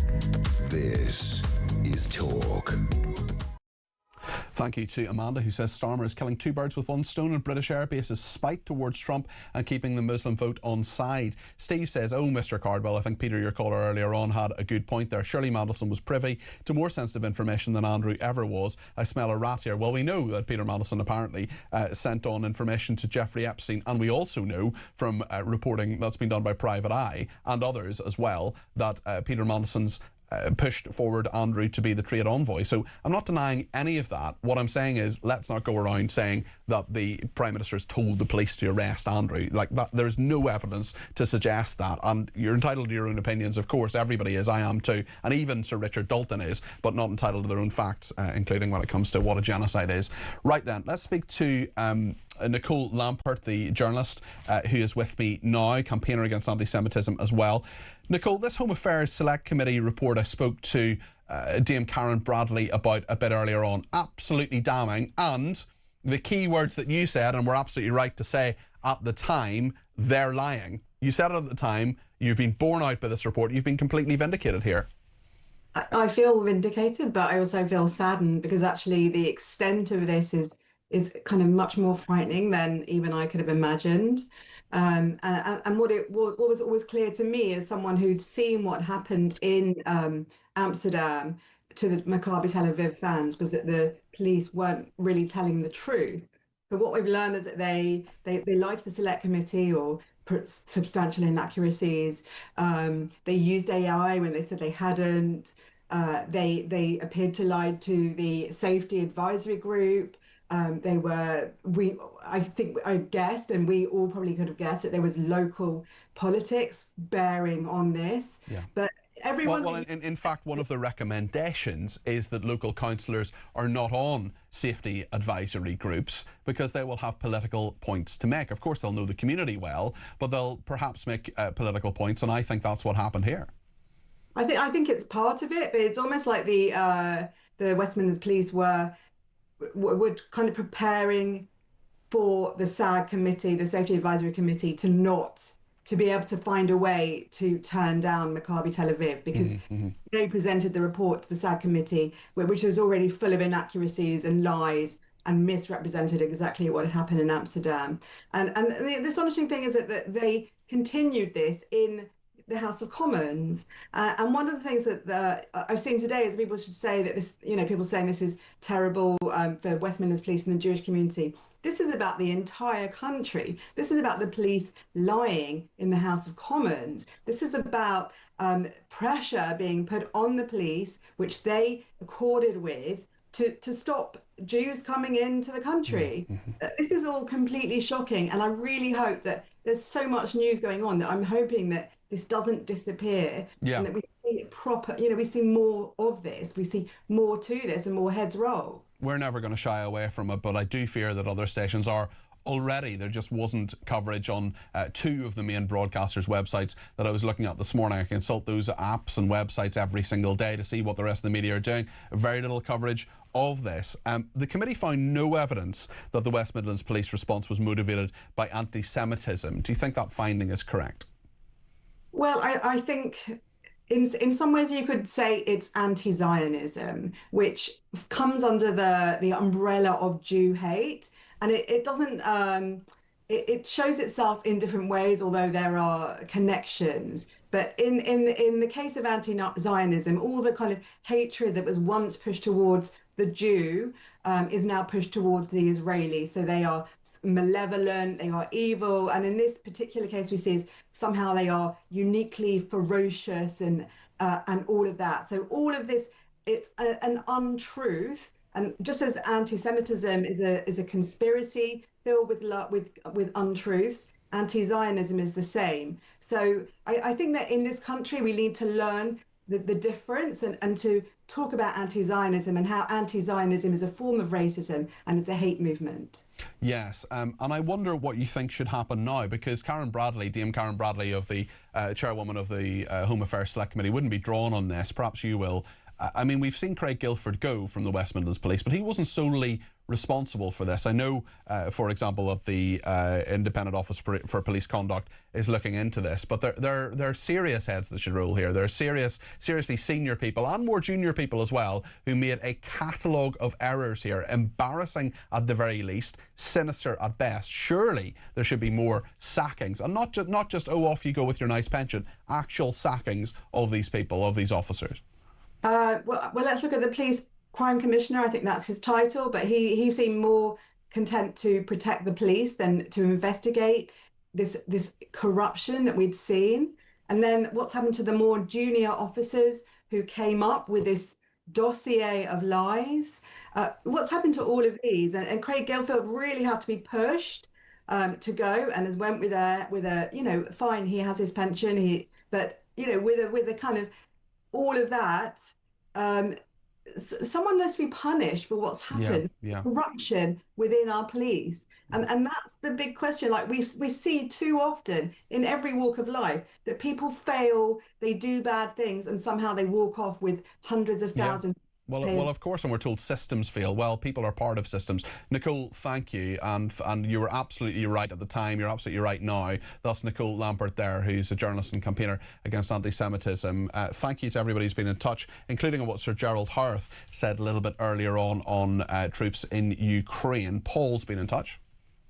Sir Gerald Howarth is a complete fool, and here you see the complete dictionary definition of an idiot. But this idiot would like to send our sons and daughters into Ukraine to defend people who have literally stolen hundreds and hundreds of billions of pounds from the defence budget. We have shipped all of our weapons to Ukraine and it's being destroyed. The Russians, and Putin has stated he has no war with Europe or the European people. This is just a war to kill off white patriots. They hate our guts and want us dead. Paul Dixon, Hartlepool, NBA. Paul, thank you for your thoughts there. Just to be clear, Sir Gerald Howarth disagreed with Boris Johnson. He says we need to support Ukraine, but he didn't agree with boots on the ground. Anna's been in touch as well. Afternoon, Peter. Anna, sorry. So I was just listening to Gerald Howarth, who was my MP for a while, and pretty useless, Gerald, I thought you were. He's rattling on about Russia. So I'm fed up of hearing about Russia. I've been told since the 80s that Russia's coming to get me. Russia's the big bad wolf. Well, as far as I can see, unless someone can tell me otherwise, Russia's done nothing to me. They've never bothered me or this country in any way, other than they can be a little bit rude, but hey, so can we. So I think we've got bigger fish to fry than Russia.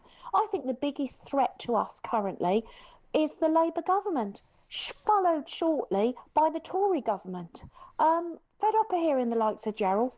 Put him in the attic, along with Labour, along with Tories. Fresh start, reform UK, reach out to Russia. Let's see if we can all get on a bit better. Let's be grown-ups.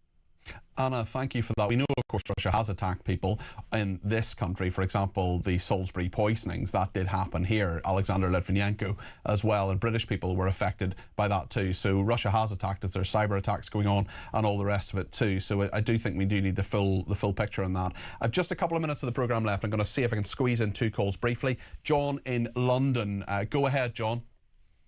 Hi there. Can you hear me all right? Go ahead. Yeah, we can hear you. You know, I was just, you mentioned about talking about the police, and I work a lot with the police, and I've got to be honest, my sympathies are with them. They've been systematically, and dare I say it, willfully sabotaged by Conservative governments all the way back to Theresa May. It's made even worse under the Labour government. You're looking at a police, it's not a service, it is a police force. You're looking at that being, you know, massively politicised by various government policies. You've had, you know, experienced quality investigation in terms of experience in tenure that's just been washed out the door. This fast track through in terms of, you know, to ranking. Can we get it back, John? Can we make the police what it should be? Well, I think we can, but unfortunately, it goes against everything that is in the current rhetoric. You know, you can only recruit from the society you've got, which sadly, you know, generations change. So we have got that. Well, John, I think that's right. I'm sorry just to end the call here. I just want to squeeze in Michael in Birmingham just before the top of the hour. Michael, go ahead about the police. Yes, I'm a West Midlands resident, as you can tell. I don't care what the Home Affairs Committee says. I don't believe a word about this AI intelligence. I mean, they denied they'd used AI first, and when it was a convenient excuse, they came up with it, and they could have checked it better than that. But I walked past the headquarters yesterday and was reminded the Police and Crime Commissioner, who has basically vanished off the face of the earth. And what I'm concerned about is what happens next. What's the recruitment process next? Maybe it's something you could look into. Exactly what process are they going to go through and who will be consulted? Because I didn't know about the community consultation with that clown that just took retirement. So I want to make sure that doesn't happen. Well, there is a big investigation by the Independent Office for Police Conduct. Michael, I'd love to talk to you more about this. I'm on tomorrow night between 7 and 10. Maybe you give me a ring then, but I just have to end the show now, unfortunately. We are coming up to the top of the hour.